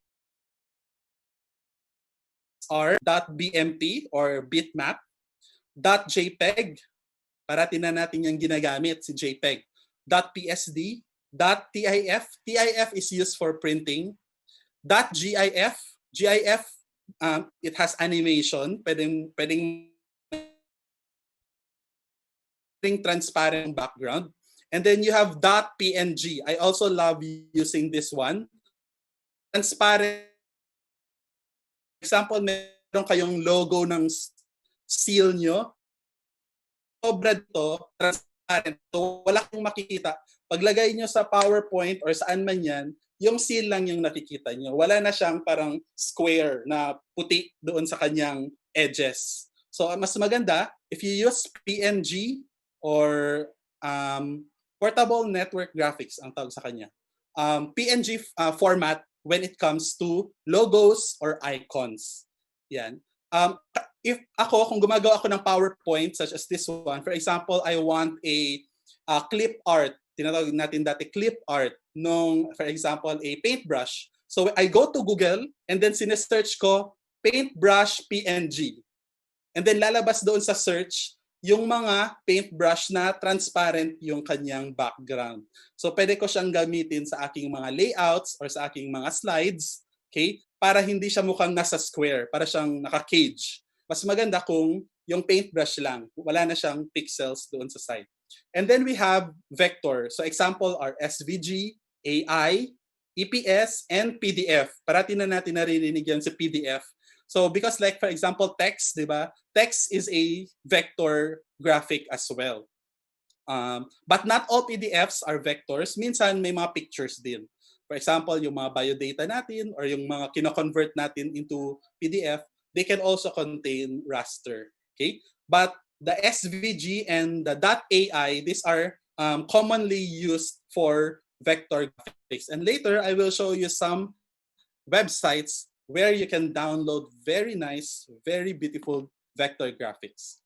Now, let's go to tools. So this is my tool of trade. These are the three most important software or apps for layout. So first, you have image editing. Kanina sabi natin raster graphics. So if you want to edit pixels, you use Adobe Photoshop. Okay? Parati na natin naririnig, Photoshop, ibig sabihin, tinatanggal yung pixels, okay, or ine-edit yung picture. And then we also have vector graphics illustration. We use Adobe Illustrator. Okay? This is also one of my favorite because I can create my own shapes. I can rearrange mga different shapes, arrange the layers, and make it big, make it small, and so on. So maganda si Illustrator for vector graphics editing. And last one is for page layout. Paano kung maraming pages, for example, our modules, our learning packets. So you can use InDesign. So maraming pages siya. And ang maganda sa kanya, you can create a template, even yung page numbers, pwede mong gawa ng design, and then siya na automatic yung mag-duplicate doon sa layout na yon. So yun yung maganda kay InDesign. Okay? So first, let's talk about Photoshop. I'll show you some examples of things that you can do in Photoshop. First, you can enhance a photo. So yun nga sabi ko kanina, if you have photographers, they can learn how to enhance their images more, make it better, make the colors pop, make it clean perhaps. So yan, may before and after. Second, you can create graphics with masking effects. Okay, masking like this one, you can see na parang nasa likod siya ng fruit.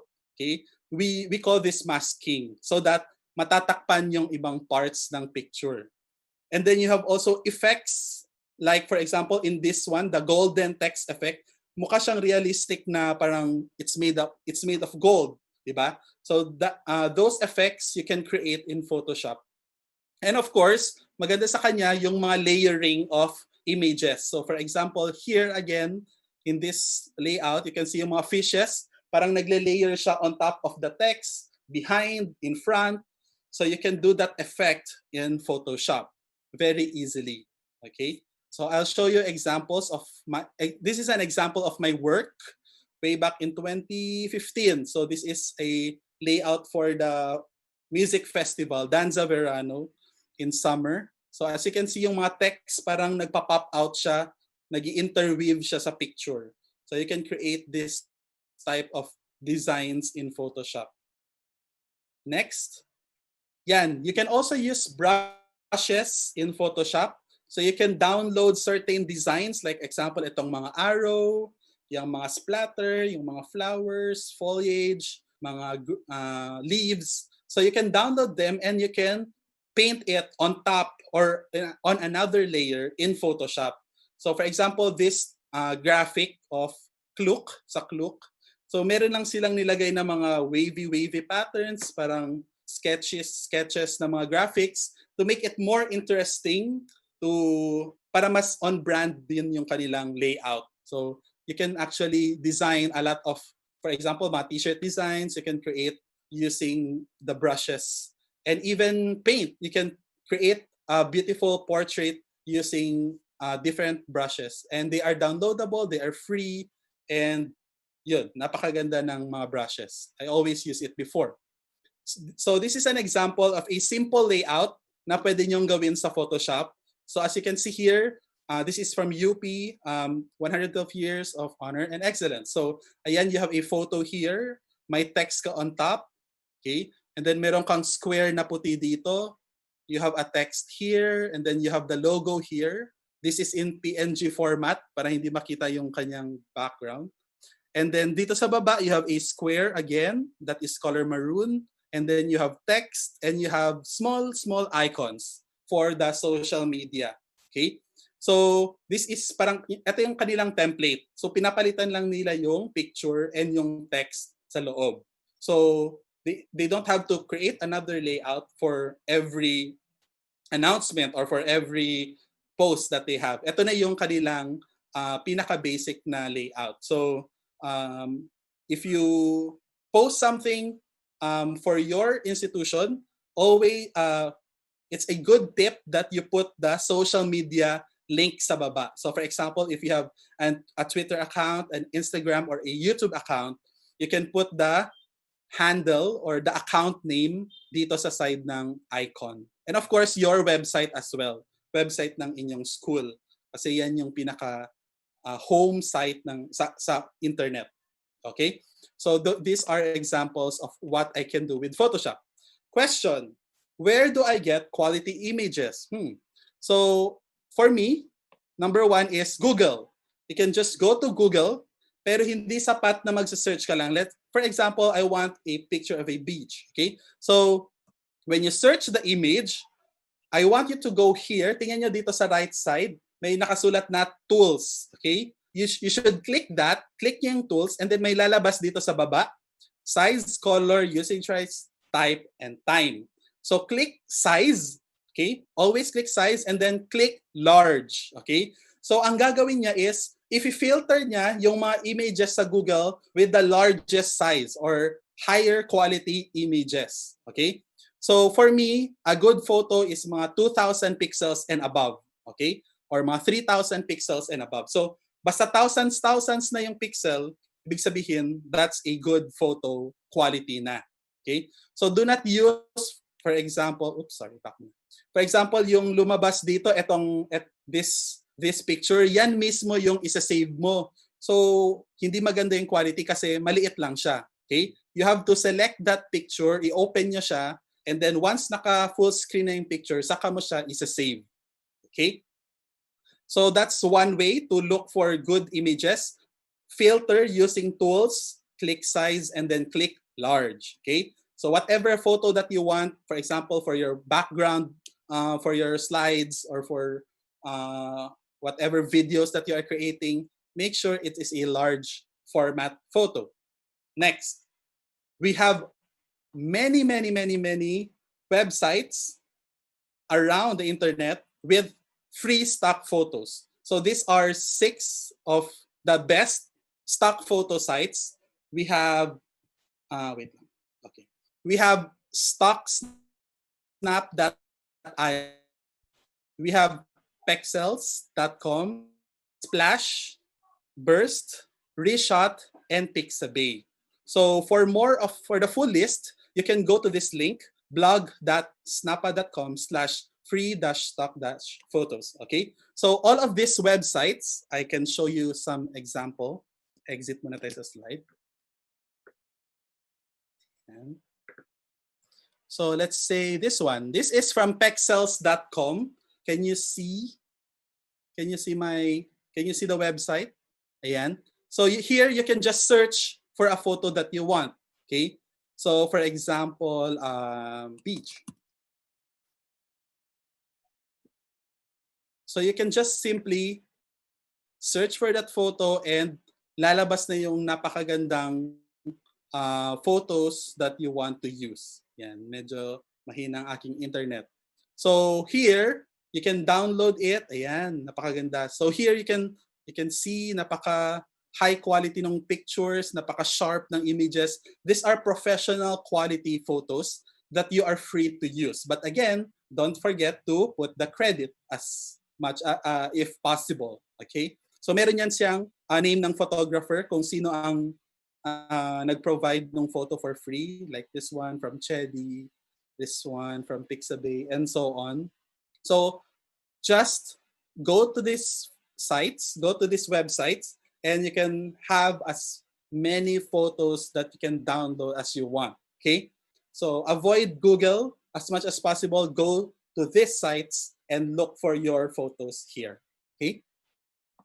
Next, how about Adobe Illustrator? Ano yung pwede natin gawin sa Illustrator? So first, you can create a logo. Ito yung pinaka-basic again when you create a brand. It's the logo. So you start with a logo. Yan, this is for Hermosa Festival. This is for I Love ZC. And this is the Zamboanga City Seal. As you can see, napaka-sharp ng kanyang graphic, ng kanyang shape because it is made of vector. Okay? So logos.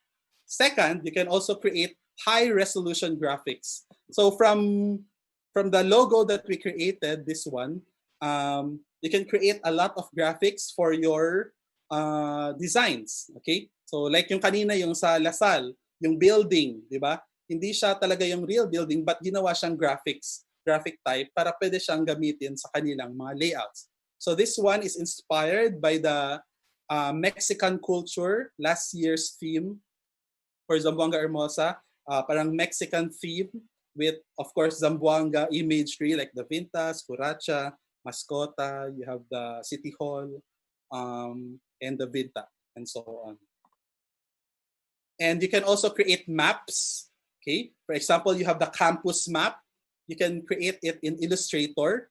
For example, yung mga top view na sinasabi ko kanina sa Google Maps, kung hindi nyo gusto yung itsura doon, why not illustrate it? Create a illustrated version. So these are examples of maps that are posted in social media. You can create also illustrated posters for your events. Like yung kanina, yung sa Buwan ng Wika, yun, made of vector din siya. And merge graphics and photos in Illustrator. So again, sabi ko kanina, this one is an art card. I have the photo here and then minerge ko siya with the illustrations on this side. Of course, infographics. You can download vectors such as itong mga maliliit na mga drawings dyan. These are all vectors. You can download it. A lot of websites have these types of graphics. You can download and then what you will do is you just rearrange and change the colors para maging on-brand siya. So for example, here in DOT, medyo may pagka bluish green, cool colors with yellow. So yung vectors niya, ginawa niyang greens and yellows yung mga graphics. Yun yung maganda sa vector because each shape can be edited. You can change the color of the photo that will best suit your color scheme. So dapat meron tayong limited color scheme. Okay? So for example, Ateneo, so napaka maraming blue yan and then may konting yellow and red. Or in UZ, you have greens, different shades of greens. Okay? And so on and so forth. So when you create infographics, make sure that the layouts, the shapes, the colors represent what your organization is about. Okay? And then you can also create t-shirt designs for Illustrator. Before, we use CorelDRAW for creating mga t-shirt like yung mga silk screen. Now you can also create vectors or silk screen patterns for Illustrator. This one, I created in 2016. You can see, you can vectorize images and sketches. So what I did is I sketched using paper and pen, sketch paper pa siya. And then drino ko yung City Hall in a stylized way. And then i-scan ko siya, ilagay ko sa Illustrator and trinace ko siya. So you can actually create from scratch. Okay? So may mga tools doon like yung pen tool, like yung mga shape tools, blend tools, gradient to create your own vector shape. So this requires another set of training and another set of seminar. So what we can do now is get nice vectors from free websites. Yan, downloadable vector graphics. So talking about free, there are a lot of websites which offers nice icons or let's say graphic designs na template na siya. Palitan mo na lang yung color, i-resize mo na lang, palitan mo na lang yung text. Napakadaming websites dyan. And here are some examples of those sites. So where do I get free vector graphics? Yan. So I want you to write this down. Yan. Napakaganda nito. I really love this. Actually, yung first one, ngayon ko lang siya na-discover. First, andro.co. Hindi siya com. andro.co. And then we have freepic.com. We have Pixabay, Vectorstock, Flaticon or Flat Icon, and Vecteezy. Okay? So these are my favorites. This site, dito ako nagda-download ng mga graphics if I am tired or if I don't want to create my own graphics, I just download them. Okay? Because they are free. Okay? Actually, marami pa. Just go to this link, tinyurl.com/vector sites. Ililist niya sa inyo lahat ng mga vector sites that offers free vector graphics. So I want to show you the website of andro.co. So this is andro.co. Wala siyang M, di siya com. andro.co, CO lang. Ayan. This is the home site. Napakasimple niya lang. Pero go here sa browse now. Ayan. And you can see here all of the vectors that you can use. Napakaganda niya. These are very trendy type of images. Parati nating nakikita to sa mga presentations. Like, for example, and you can even change the color. Tingnan niyo dito sa taas. Ayan. So for example, UZ tayo. So green. Ayan. So pwede nating palitan. Ateneo, blue. Okay? So let's say I want the graphics to be blue. So just change the color up there and then search. So let's say I want teacher. Gusto ko ng graphics ng teacher. Gagamitin ko siya. Ayan. So here, you can see meron na tayong mga vectors of those types of that topic, which is a teacher. So just go to that, just click that, and then just download your SVG for your projects. Or you can also download PNG format, okay, which is a raster format. But if you want it to be editable, like gusto mo tanggalin itong blue sa likod or i-change mo yung color ng hair and so on, so mas maganda kung yung SVG, which is a vector format. And you can edit that using Illustrator, okay, or CorelDRAW. Pwede rin yung CorelDRAW. So you can download that, okay, as many vectors as you want and use those type of images. Napaka-chic niya, napaka-modern ng dating and very clean. So I really recommend this site. And then you have freepick.com.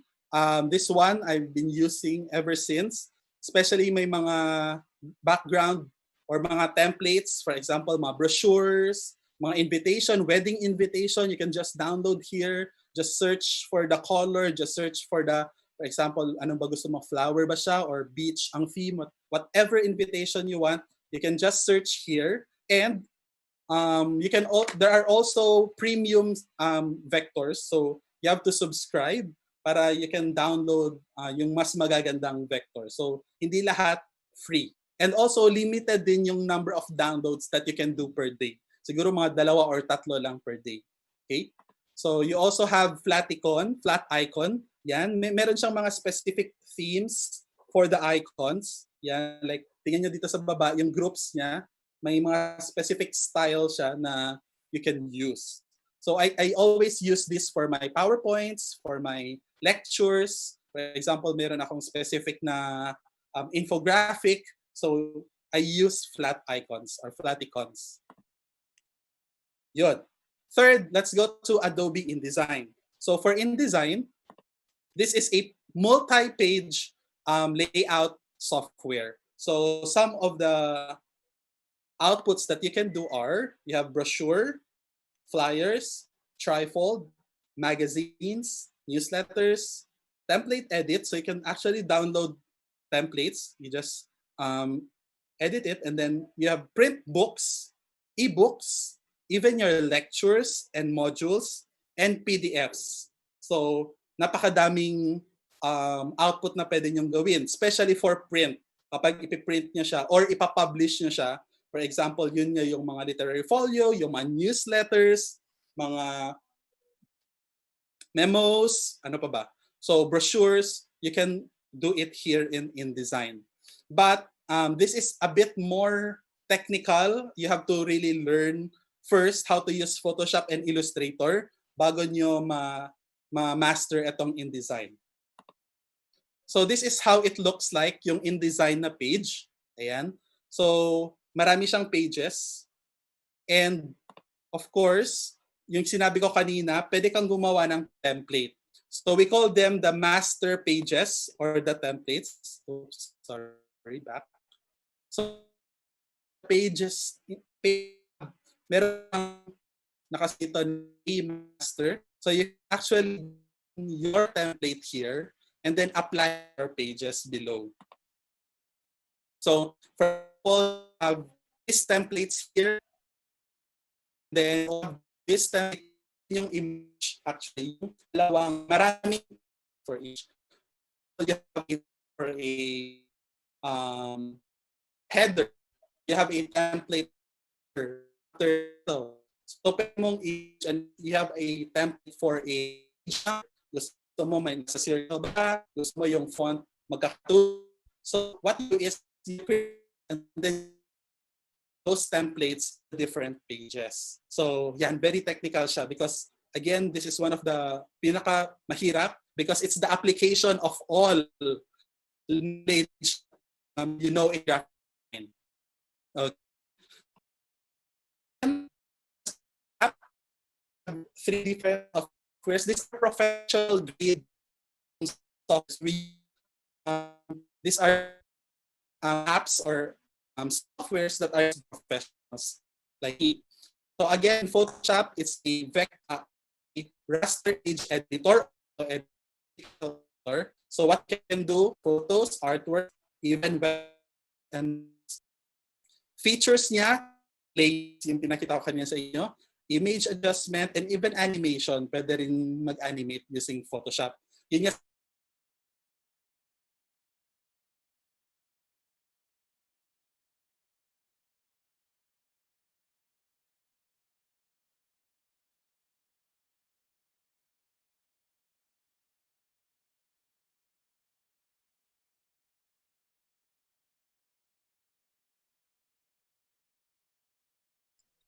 Hello? Ayan, so another technical glitch. Hello, Ma'am Jo. Ayan, okay na tayo, Sid? Okay. So we're almost, actually halfway pa lang tayo sa slide, but I want you to listen carefully because very important yung mga principles of design. Anyways, kung na-cut off kayo doon kanina sa ating last part of this chapter, so just a rundown. First, you have Photoshop. It is for photo editing, for pixels or raster images. Second, you have Illustrator, vector graphics editing. And third, InDesign for multi-page documents. So that's pretty much what you can do with images. So the second element, let's talk about text. Okay, so every day we encounter text. Okay, and in our terms we call it typography. Okay, so typography is the art of arranging text. Okay, of designing words, fonts, and text. So every day you encounter typography, such as your novels. You can see it in websites. You can see it in signages, in product packaging. Okay, so typography means the style or appearance of a text. And it is also the art of working with text. So typography is a long chapter, but I will give you very important tips for basic graphic design that you should always remember when creating using text. So no matter what output that you create, design, always put in mind again the three plans that you have: the project, the purpose, and your audience. Sino ang magbabasa nito? Okay, ano ang message mo?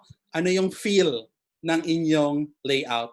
So every font, iba-ibang font yan. Merong maliit, merong malaki, yan, merong super minimal, very small. It can be as simple as this. Okay? So there are different types of fonts, and these are the common ones that you need to know. So first, you have the serif fonts. So a serif font, it comes from the word, this one, serif. Ito yung parang little tail at the end of a letter. Okay, for example, yung very familiar sa atin, yung Times New Roman. Like yung sa letter T, meron pa siyang mga sobrang ganun. We call that serif. Okay? So it makes your font looks more formal when you use this type of font. That's why we use it in letters, documents, memos, even in newspapers. We also use this in novels, in prints, in books, because it looks formal. In invitations, it's also commonly used. Okay, it looks very formal. Sabi ko nga, yan. That's why we always use it for print. So when you are creating something that is prepared for a print, such as a brochure or a module, you can use this font because it is said that a serif font will look more legible in smaller text. Kung maliit yung font size niya, it is still legible. That is because of that small tails, yung mga serif. So that is the purpose of the serif font. okay, which is to make it readable even in small text. So that's why it's used in newspapers. Another type of font is the sans serif font. So sans means without. So it means without serif. So these are the fonts na walang small tails, such as Arial, okay, Corbel, Helvetica, okay. So again, sans means without serif. So it looks clean, it looks elegant. It is commonly used in display. So for example, websites in your phones, look at the font na ginagamit sa inyong phone, sa mga apps, bihira ka makakita ng serif na font. Because again, phones are in display. It uses light instead of print, which uses ink. Okay? So remember, when you are designing something that is intended for a screen, such as a social media infographic or perhaps a website, mas maganda kung gagamitin natin ang sans serif font. So it looks also readable even in smaller scale pagdating sa phone. So mas madali siyang basahin if it is in sans serif fonts. So what are examples of sans serif fonts? Again, sinabi ko kanina, Arial, Myriad, Corbel, Helvetica, Impact, yan yung mga common fonts natin. Montserrat, Gotham, these are my favorites. The third type of font is the display font. Ayan. So sa word na ito, sinasabi niyang display. So it's showy. It's made for attention, to seek attention. Okay? So examples are script fonts. Sa atin pa yan, pilit-pilit na font or script font. And then we have black letter, parang Gothic, parang medieval type of font siya. And then we have mga all caps na font. We have fancy fonts like yung mga western, mga cowboy look. We have decorative font, yung may mga swashes, yung may mga leaves and all those decorations. So display fonts are only used for, number one, titles. Okay? For example, a book cover. Okay? So ginagamit siya sa titles. Pero pagdating na sa loob, pagdating na sa body ng text, use a very simple font such as a sans serif or a serif. Do not use, like example, this brush script for your body of text. Yan yung parating mistake when we are creating like PowerPoint presentations or when we create layouts. We use as many fonts as we want. Napaka-excited natin gumamit ng font. But etong mga special fonts na to, like mga script, they are only reserved for headers, for titles. Okay? Do not use them for a lengthy or large body of text. Next. Okay, so every font has their own feel. Sabi ko nga kanina, like formal, for serif font. Sans serif font is for more of a digital font, for digital or for displays, and display is more of for titles, book covers, posters. Okay, you do not use it for large, long, lengthy text. So these are other examples of display fonts. We use them for like movie titles, perhaps. Okay, and when you choose your font, always think of the audience. Okay, so or the context. So for example, this one is about emerging technologies, but the font is like a parang childish or parang girly font, may mga heart pa. So it's not really match. Hindi siya nagma-match doon sa ating gustong iparating na message. So much better if you use this font, which is more formal, it looks more innovative, more readable as well, okay? And mas appropriate siya. So again, important to match the feel of the font with your message. Ano yung gusto mong sabihin doon sa font. And then we have this one. So these are some of the most overused or parang medyo medyo baduy na, as we call it, na fonts. So please keep this in your maleta or in your wag nyo nang gamitin, please. Comic Sans, Joker Man, Papyrus, Brush Script, Curls, Hobo. So these are very, what we call, overused na or hindi na siya trendy na font. So why not use fonts that are alternate fonts? So for example, these three fonts, you can use these three alternative fonts. So you have Bubble Body, Spirax, and Macondo. So there are tons of fonts online that you can download. Please avoid using yung mga andun na sa inyong MS Word or sa PowerPoint. Although you can use Arial, yung mga serif and sans serif, but if you want display fonts, please avoid using yung mga andun na sa default. Mas maganda if you download something and it will look better on your designs. So these are other examples of layouts, fonts that are trendy or much better to use than before. Okay. So when deciding which fonts to use, less is more. So that is my rule as well. Maximum na ang 3 fonts. Kung pwede, 2 font lang ang gagamitin. So for whatever you post in social media, as much as possible, you repeat those fonts. Okay, perhaps 1 serif font and 1 sans serif font. They are always magandang combination sila. So for example here, ginamit niya is Droid serif and then Lato naman for the body.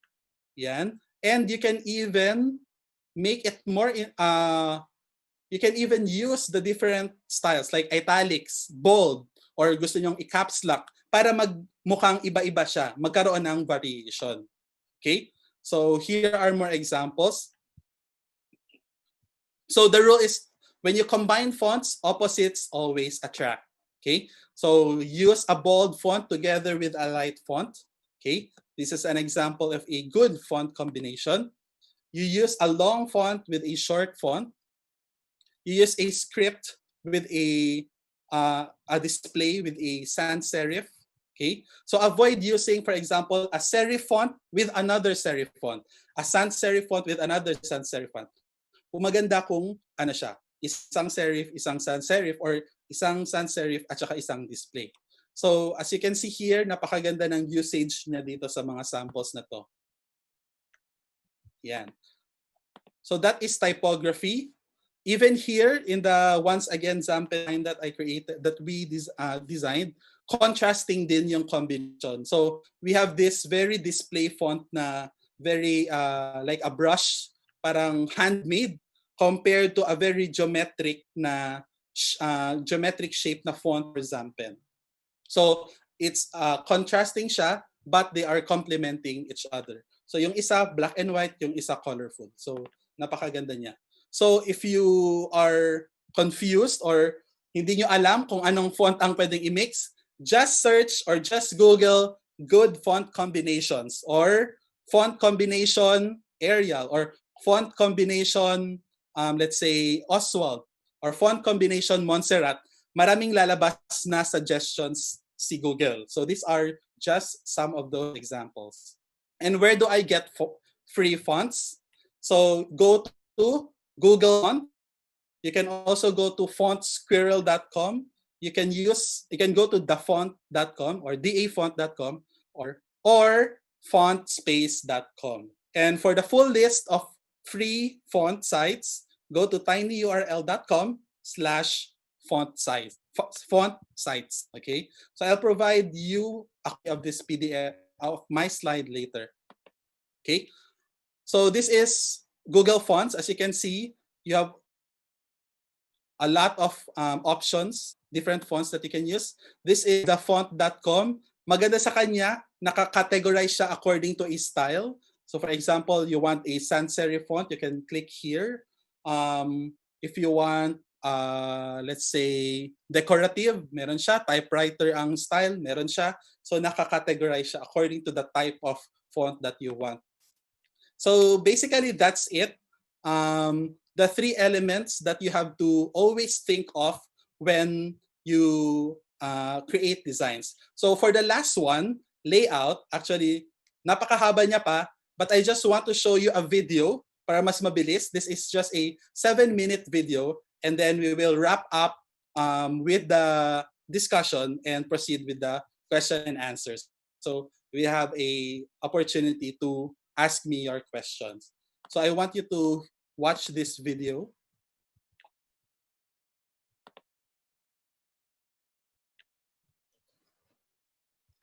Okay, loading lang sandali.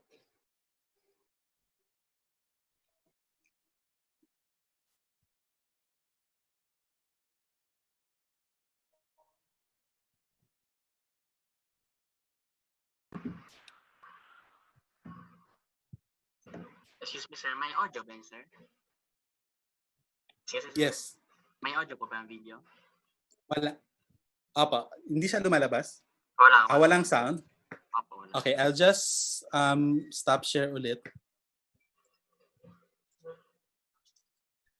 Okay, I'll just repeat it. Try natin. Layout and Okay, composition. In a way, they're the foundation. Okay na, okay. Apo. Okay, let's watch it again. Layout and composition. In a way, they're the foundation of design.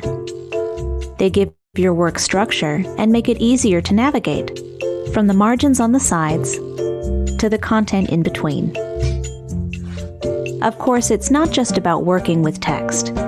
Composition matters in other mediums too, like graphic design, web design, and much more. Without a well-composed layout, your work would basically fall apart. The key to mastering layout and composition is to think like a designer. Luckily, it's easier than it sounds. There are 5 basic principles that can help you transform your work and sharpen your eye for design. Let's start at the top and work our way down. Proximity is all about using visual space to show relationships in your content. In practice, it's pretty simple. All you have to do is make sure related items are grouped together. For example, blocks of text or elements in a graphic. Groups that are not related to each other should be separated to visually emphasize their lack of a relationship. All in all, this makes your work easier to understand at a glance, whether it's purely text or something more visual. Composition. It just means negative space, like the spaces between your content, between lines, and even the outer margins.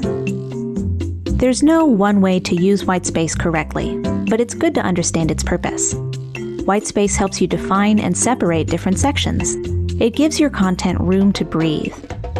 If your work ever starts to feel cluttered or uncomfortable, a little white space might be just what the doctor ordered. Alignment is something you deal with all the time, even if you don't realize it. Whenever you type an email or create a document, the text is aligned automatically. When aligning objects by yourself, for instance, images or separate text boxes, getting it right can be tricky. The most important thing is to be consistent. Let's take a look at what that means. It might help to imagine your content arranged inside of a grid. Notice how there's an invisible line centering each image to the text? Each grouping is also evenly spaced and aligned, with equal-sized margins. It's that attention to detail that makes the composition easier to navigate. Without consistent alignment, your work could start to feel disorganized. Contrast simply means that one item is different from another. In layout and composition, contrast can help you do many things. For example, catch the reader's eye, create emphasis, or call attention to something important. There are lots of strategies for creating contrast. You can use color, adjust the size, shape, or visual weight of an object, or use contrasting styles of text. Contrast is also closely tied to hierarchy, a visual technique that can help the viewer navigate your work. In other words, it shows them where to begin and where to go next using different levels of emphasis. Establishing hierarchy is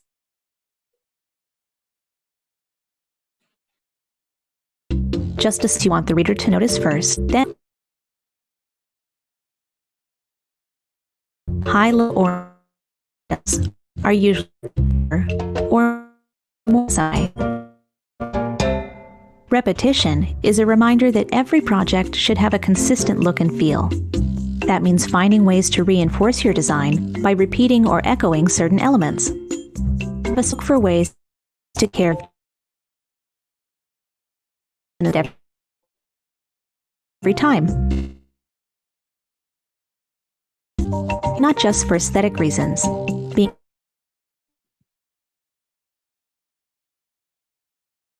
But you can rely and focus on content.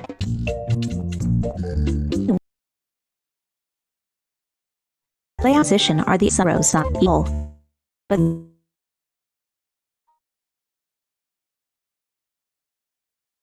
you do. A nudge here, some extra white space there, and voila! With a little attention to detail, you can create beautiful, professional-looking compositions. Alright. Thanks for joining us for the basics of layout and composition. Check out the pwede ko pa siyang i-expound, but since we have a little time na lang, I'll just go forward to our conclusion concerning this topic, which is the principles of design. So, pinaka-bottom line niya lang is talaga, napakahaba pa talaga ng talk, but I can't discuss it all. Yan. Ito yung gusto kong emphasize or reiterate again from that video. Number 1, proximity. Always group related items. Okay? So that people will know kung saan ba yung header, ano ba yung information, and ano yung inyong footer. Okay? So maganda kung if you group items together so that people will know where to look at. Mas madali nilang makikita kung saan sila titingin. And then white space. Number 2, white space. Always observe margins. As you look at here, parang masakit tingnan. Yung parang yung text, andun na talaga siya sa dulo ng ating slide or sa dulo ng ating design. So always have a margin sa side, in between text. Use white space as much as possible. And number 3, alignment. It gives you a visual connection. Look at this text here. Napakalayo nila. It makes the reader's mind magulo. Parang anong nangyayari, di ba? So it makes alignment will make your design will look more professional, mas maganda yung mas satisfying siya tingnan kumbaga because hindi siya all over the place. It gives you a visual connection that will lead the reader kung saan titingin doon sa ating layout. Next, number 4 is contrast. Contrast is important para mas readable, the readability or legibility of your design. So for example, this one, you use a color that is almost the same as the background. Okay? Iwasan natin yun. And even using background pictures and then may text sa harap, as much as possible, iwasan natin yun. If you have to use a background text, okay, a background photo, make sure your text is bold or it has a shadow, may effect siya para magpa-pop out siya doon sa image. So ang goal natin is really to emphasize, okay, the text against the background or against other text as well. So you contrast. Hindi lahat same ang font size, hindi lahat same ang style. Yung iba pwede mong i-bold, yung iba pwedeng mas malaki ang font. You can even change the color para may contrast. Alam ng tao na this is different from this text. And last one, repetition. This will unite all of your layouts together. Alam natin na, ito from, from Zamboanga City. Because every time magpo-post sila, color red, merong circle, merong virus, merong font na color gray, and yung graphics, simple lang.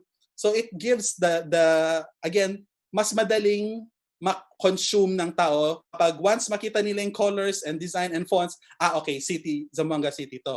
Okay? So parang ganun din sa inyo. Once may makita silang layout na, for example, yung students for advisories, use a template as much as possible templates so that mas united ang yung mga layouts and even consistent and even cohesiveness. Okay? So you can be creative, but ang tip ko lang is use as less fonts as you can. Use color scheme, a nice color scheme. Huwag kayo pa-iba-iba ng colors sa iba-ibang announcements niyo. Although you can change the color, magkaroon kayo ng variation, for example, pagdating sa event or pagdating sa ibang department, meron siyang iba-ibang font, iba-ibang look. But as a organization, if it's an official announcement or advisory, mas maganda kung it will all look cohesive. So I'll just go back na lang dito para ipakita ko yung mga examples ng ibang schools before I wrap it up. So here, ayan, so this is from UP. You can see na although this one is more on graphics and this is more on photos, you can see na cohesive pa rin siya. Yan, this is still from UP. Again, yung sa baba, consistent lang sila. May template na sila kung paano yung social media sa baba. This is from Ateneo. Again, the color's blue. But this is from med school. So medyo mas muted yung colors. Hindi siya bright. This one is from the Ateneo Blue Cloud. LaSalle. You have, I like this series. Instead of cramping the entire content, why not break it into series? Or pwede namang sa Facebook na marami siya, or like sa Instagram, pwede siyang iswipe, parang series of photos. This one is from PUP. Again, I like the colors. Very very polytechnic. Same dito sa atin. So yellow and maroon. So this can be our peg as well. This is from NU. So yellow and blue. On this side, this is a college, and sa right side is sa sa senior high. So meron silang difference, pero alam mo na it comes from the same school.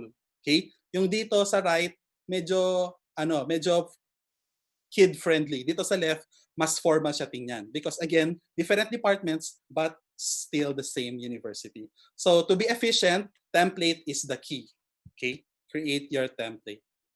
So yung kanina, going back, so mas maganda 'di ba kapag ganito yung ating layout. Instead of ganito, why not ganito? Mas maganda siya, may visual connection, may consistency, may alignment, proximity, and readability. So to end, I want to end with a quote that creativity is allowing yourself to make mistakes. So you should always start by doing it, okay? Try to open those sites, Canva, try to explore those apps, Photoshop, Illustrator, because design is knowing which ones is to keep.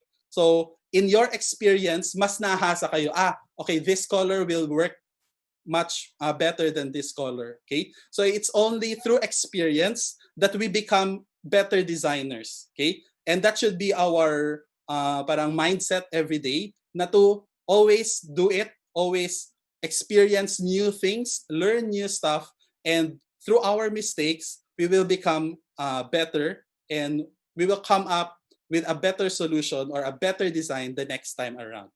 So once again, thank you. That is from Scott Adams. Gracias a todos. Thank you for listening to my talk. And now we're open for the question and answer portion. So if you have some questions regarding my topic or my work, you can chat. You can put it in the chat box, and I'll be willing to answer your questions. Sid? Thank you so much. Thank you Yes, so much, thank Sid. you. Thank you, One Ma'am thing Jo, we again. realize of our errors in doing our PowerPoints or any ads that we had. That's one realization on my part. So the floor is open for an open forum. Anyone, please?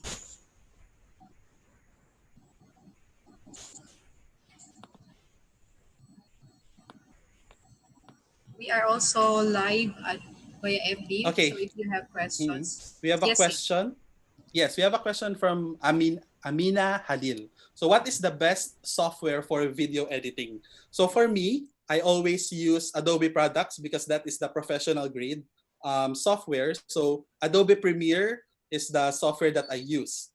But if you're still beginning to learn, there are a lot of apps even in sa ating mobile phones. You can download video editing apps like InShot, INSHOT.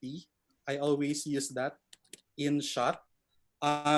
Meron din sa Canva. Yan, canva.com, a website. Pwede kayong gumawa ng mga layouts. You can create videos as well. And I suggest talaga na if you want to start doing layouts, start with Canva. Okay? Especially with sa mga HEI, sa mga ating instructors, we have our email, school email or university email, yung for example, at adzu.edu.ph. You can use that email to sign up for a premium account. So you can actually download, you can use many templates from that from the website, and napakaganda ng kanilang mga designs. Yun. Other video editing softwares as well are, we have Vegas, that's more friendly to for beginners, and professional din siya. It is used for professional. So Sony Vegas, you may also try to use that. Sony Vegas and Adobe Premiere. Yan, for Adobe Premiere is the one that I always use.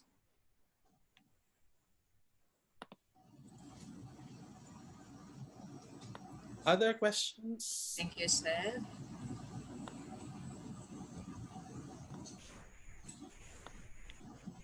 Steve, can you check? There's another one, sir. Yes. With the trend right now, still from Ma'am Amina, do you think that the use of drop shadows is still in? Nice one. Nice question. So, yes. For me, drop shadow is a classic, but it's still on trend as long as paano ba? For me, I use it especially kapag picture yung background. So if you use a background with a lot of design, so to make your text pop out, you put drop shadow. But again, control lang natin yung paggamit ng drop shadow. So hindi siya sobrang strong, okay? Just enough to make the text pop out, okay? Yun. That's also a good tip. Drop shadow is still in. Siguro hindi lang in ngayon yung mga bevel, hindi na siya masyado sa Photoshop, yung mga bevel effect, unless you are creating like a poster for a movie, yung parang mga tipong pang Disney na movie.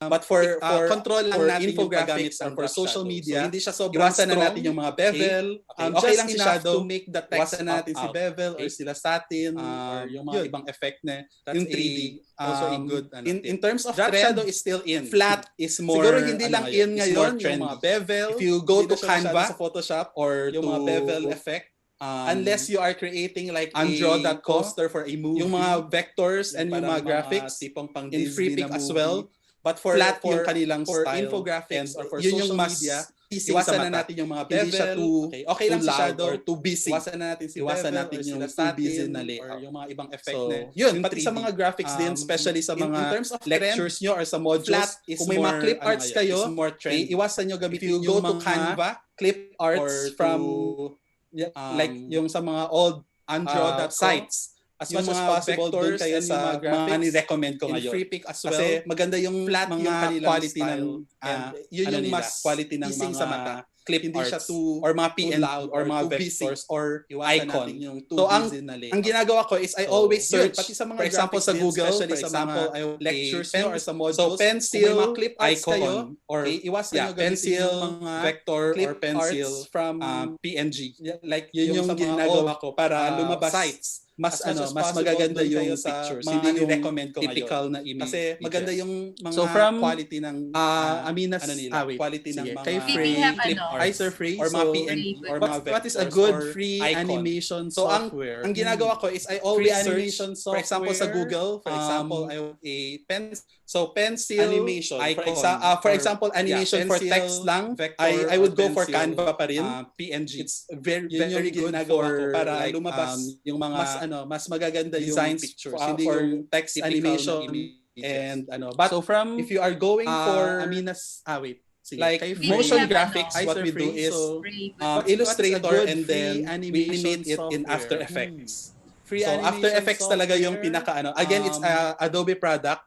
After Effects animation for example from scratch talaga talagang gagawin mo yung animation. I would go for Canva pa rin. Bawat shape animate mo bawat layer. Good for but like, if you want yung mga ready-made designs you can go to Canva and but then if you are going marami pa siya actually yung Aniboom like motion graphics what we do is website Illustrator and then we animate and then After Effects. Another question. So After Effects talaga yung pinaka what about again, the use of stroke? Yes, very good question. After Effects use of stroke. I only use stroke for titles yung animation. Okay? Iwasan natin gamitin yung stroke nga pala is like for example yung text if you want and then meron siyang outline sa side you can use that. Okay. If and then mga titles. Marami pa siya actually. Because that is already considered as a display effect.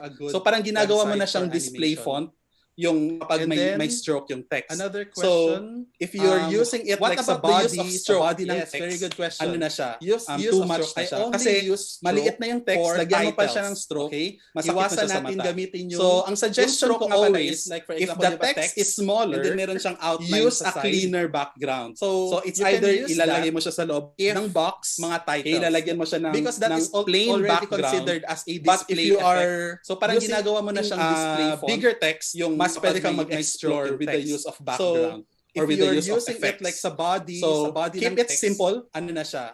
Too much na siya. For the body text, lagyan mo pa siya ng stroke. Masakit na siya sa mata. So, ang suggestion ko always, if you have the text is smaller or a software for any other platform, so it's either ilalagay mo siya sa loob ng box, okay, ilalagay mo siya ng so pixelated photos talagang. But if you wala na tayong magagawa dyan. For example, gusto mong may profile picture ka na maliit, gusto mong palakihin or with the use of effects. Hindi na siya maayos because keep it simple. Yung pixels niya na mismo yung sira. So for the body text, it's either i-digital painting mo yung picture para lumaki or gumanda ang quality. Pero the best is to really retake another platform photo to fix pixelated photos or look for alternative ways so pixelated to represent that photo. For example, wala na tayong magagawa dyan. For example, you want a picture of your building. May profile picture ka na maliit. Gusto mo palakihin to take picture. Hindi na siya maayos. Look for stock images kung hindi maganda yung quality. Why not turn it into a digital painting mo yung picture para lumaki or have an illustrator to the best convert it into another illustrated type of parang or vector look for alternative ways to represent so yun pixelated photos talagang nasa ano yan have a nasa skill na ng or building nasa photographer na yun lumabas ngayon and so if you downloaded something that is pixelated talagang wala na tayong magagawa stock images kung hindi maganda yung quality why not flash animation since it will not be supported for most browsers in the very near future that's right convert it into so talagang flash animation dyan din ako nagsimula of but for what purpose sinasabi natin if you are again so yun if you want to create like talagang nasa ano yan like an ad video skill na ng Canva is the way Canva photographer na yun I'm very happy because meron akong email talagang wala nating magagawa dyan Ateneo so naka-premium ako and for flash animation all the resources that they have so not be I suggest for most if you are from a university that's right access your university flash animation dyan din ako nagsimula nice but you have for the full premium package if you Canva. Are again if you want to create like an ad video Canva is the way Canva but again I'm very happy because for flash animation talaga email na natin siya sa Ateneo so hindi natin siya mababalik premium ako and ang trend ngayon is talagang After Effects. So, I suggest motion graphics na if you are from a university, however, hindi na siya interactive university so mail. It's just so like you have creating a video nice, talaga from scratch. You have the so motion graphics is yung alternative ngayon ng Flash. How about using vectors from sites? Do we still have to put credits? For Flash animation talaga, actually yes, dapat talaga. We cannot, hindi natin siya mababalik. Although, ang trend ngayon guilty is din ako parati. For example, gagawa lang ako ng, like, for example, sa lecture sa class.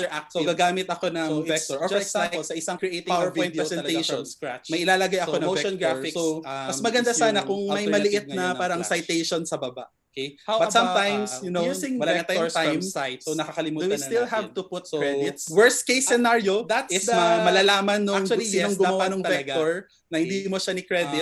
Although, magagalit siya or mag-guilty siya ng apology. For example, gagawa lang ako ng worst is kapag ibebenta mo siya. For example, gagawa ka ng design, nag-download ka and then binenta mo yung vector niya. So that is a no-no. Mas maganda sana kung may maliit na parang citation sa baba. Okay. But sometimes, inaako mo yung hindi sa'yo. Wala na tayong time. So nakakalimutan ano naman, so, parang worst case scenario naman na is malalaman mo talaga sinong gumawa ng vector na walang na hindi mo siya ni credit. I mean, wala naman masyadong consequence or although yun nga, it's a etiquette. It's a good etiquette to always worst is kapag ibebenta mo siya. For example, gagawa ka ng design, original creator nag-download ka and then binenta mo yung vector niya. So that is about class presentations. Any suggestion for a better PowerPoint presentation, sir? Again, Canva. So ano naman, napakadami. I'll just show you lang naman na what Canva hindi mo talaga siya na walang, I mean, wala naman masyadong consequence.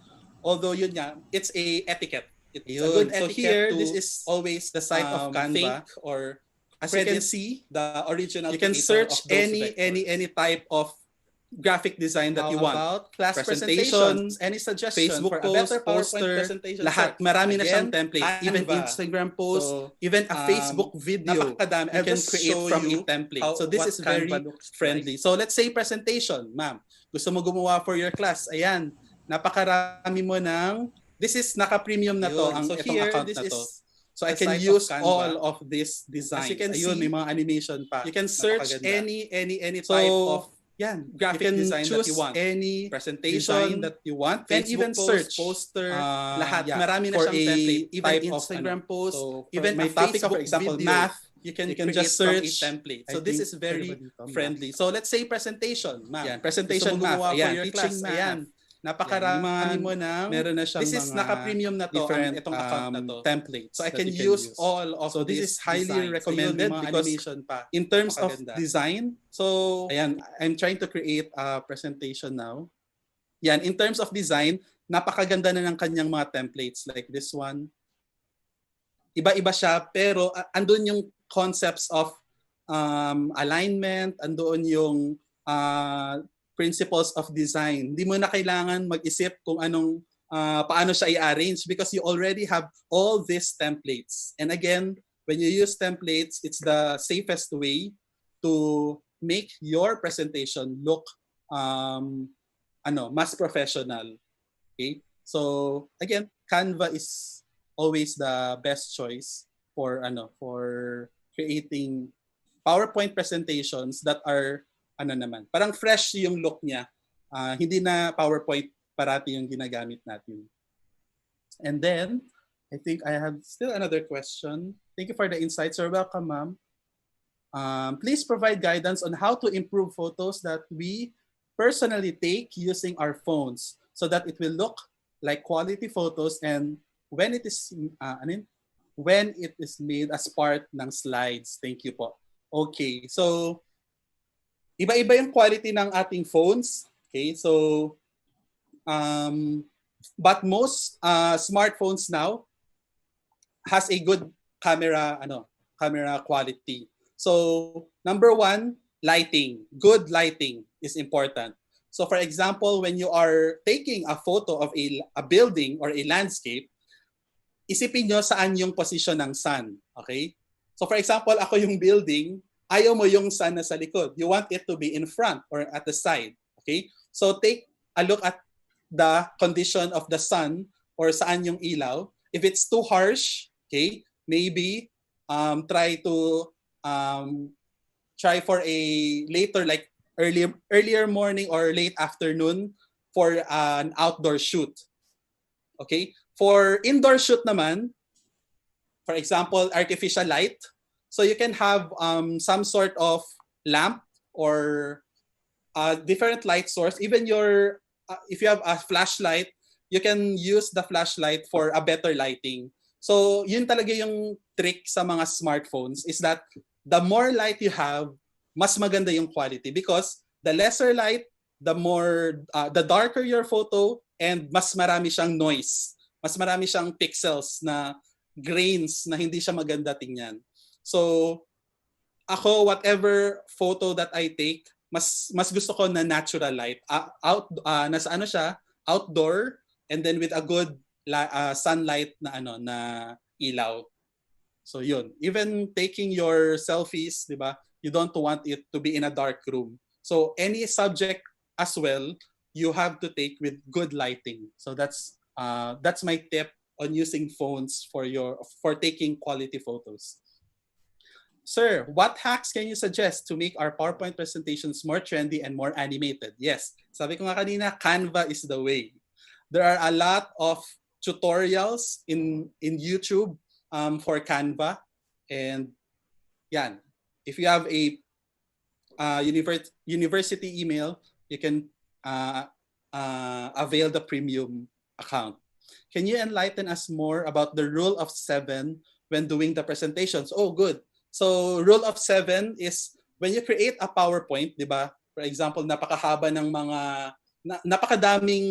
napakadaming information na gusto mong i-present. Ito yung parating mistake ng mga students when creating PowerPoint. Copy, paste, copy, paste. Ang nangyayari, you have an entire paragraph of text in one slide. Okay? So the rule of 7 is dapat 7 lines lang. Okay, hindi pwedeng 20 lines when doing the presentation. And good. The rule of 7 also says na dapat 7 words when you create a PowerPoint, bawat line. For example, so 7 lines of text and 7 words per line. So yun yung sinasabi sa rule of 7. But again, that's just a guide ng mga students. It depends pa rin kung anong font na ginamit mo. So for example, you're using a bold font, so mas malaki ang nako-consume niya. But if you're using a slimmer font, so mas more text ang pwede mong mailagay. But again, ang rule is, for me talaga, is that readability is important. I try to open it in my phone. Kung ma-read ko siya sa phone, yung text, that's good. Okay? Why do we use the rule of 7 for presentations? Because, for example, nasa isang room tayo, nagle-lecture. Kapag masyadong maliit ang like yung projector, masyadong malapit sa board, so yung screen lumiliit. So yung estudyante mo na nasa pinakalikod, medyo hindi niya na makita kasi maliit na nga yung text, and then maliit pa yung ano mo. Malayo na nga, maliit pa yung text mo. So what you want to do is to provide a big text, okay? So that kahit yung sino yung pinaka nasa last row on your room, they can still read your slides. But for me, as you can see in my slide, halos walang lines of text except for quotes. That's a very good type of presentation. Picture lang. Picture, use a lot of slides, use words, okay? And of course, mastery in your presentation as well. That's very important. So, yung mga large, mahabang text, just leave it to the module or to the handouts. But when you present, when you have a lecture, as much as possible, picture, picture, picture, and then word, word, word, and then quote, quote, quote. Do not put napakahabang definitions, napakahabang explanation, because as a lecturer, as a presenter, kayo yung dapat na nag-explain. And andun kayo so that your students will listen to you. They are not there to read what your slide is about, okay? So that is the rule of 7. Thank you again, Ma'am Amina, for that question. I'm using Canva in senior high last year. Yay, very good, Ma'am Joy. Canva is new for me. Very good recommendation. Please start now. And wala ka ng problema, andun na ang design, just pick whatever design template you want and you're good to go for your presentations. Thank you from Swims to CI, from Mardi. Very nice. It's very interesting. Thank you, sir. You're welcome. For Dean Joseph, it's very creative and interesting. Thank you so much. That means a lot. And last one for Amina. Thank you for answering. You're very much welcome. So if you have more questions, anytime you can tweet or sa Instagram, DM me at Said Zabala. And I think that's it. Thank you so much, everyone. Thank you all for listening and for the questions. Ma'am Jo.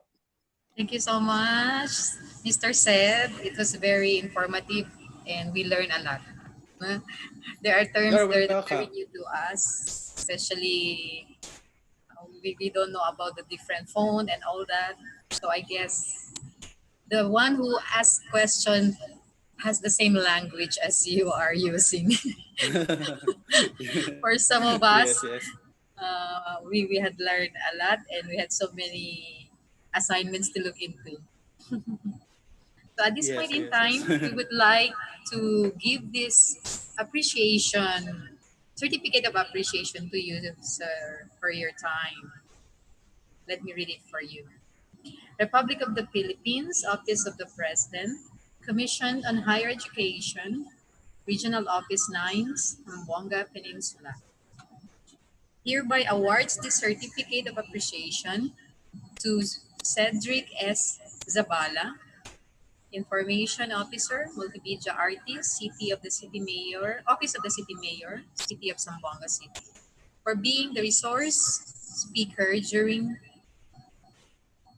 the information, education, communication materials, designs, and concepts. With the team, creatively empowering HEIs, redesigning information, education, and communication materials for innovative concepts.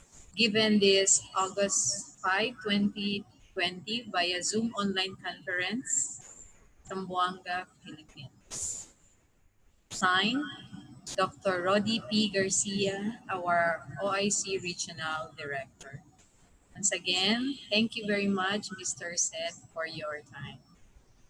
Thank you. May we request everyone to please on their camera so that we can have this opportunity to take picture with our resource person.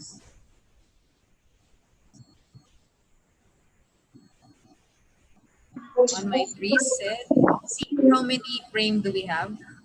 3 pages pa tayo, ma'am. Okay. On your cues, we have seed and set. On your cues, Smile lang po tayo 3 times. Okay, ready? 1, 2, 3. Okay, wait.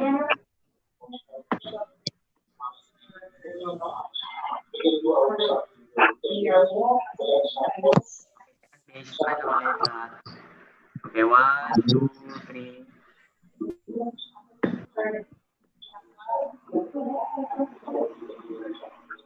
Okay, third page. Okay. 1, 2, 3. Okay po. All right. So at this point, our OIC Supervising Education Program Specialist will give us the closing remarks. Dr. Abelardo P. Morok, sir. Good afternoon, everyone. As we bring to a close of this webinar, I would like to convey that on behalf of Chedron 9, headed by our Office in Charge Regional Director, Dr. Ronnie P. Garcia, I would like to thank all our higher education institutions, especially our IT people, of course, with a good number of more than 85 participants, for taking your precious time in this webinar. As we also express our deepest and sincerest thanks to our expert speaker, Sir Cedric S. Zabala, the multimedia artist and at the same time information officer of the City Government of Zamboanga, Office of the City Mayor, for his generosity in sharing to us his expertise on the creation, designs, and concept of infographic materials virtual layouts, and posting materials. Further, our speaker has provided us how to conceptualize multimedia design in information materials using the three basic elements he taught us: the images, text, and the layout, and all other IT designs, composition, production, and innovation. I believe this would somehow enhance the presentation of our different institutional platforms, especially in our virtual teaching and learning modes intended for our different stakeholders, our community, and students. Eventually, this seminar would help us create a representation of good picture of our respective institutions. And the bottom line of this webinar is for us to be able to carry out the different programs and projects of the different higher education institutions in Region 9. In behalf of CHED Region 9, I would like to express my sincerest thanks to our distinguished speaker and to everyone. Keep safe. Bye hapon, buenas tardes, and good afternoon once again. Thank you so much, Dr. Moro. For your certificate of attendance link, please log into this so that you will get your certificate of attendance. This will be open until 12 midnight. So make sure you'll be able to get your certificate before we close the portal. Thank you so much. So once again, thank you until our next webinar. Goodbye.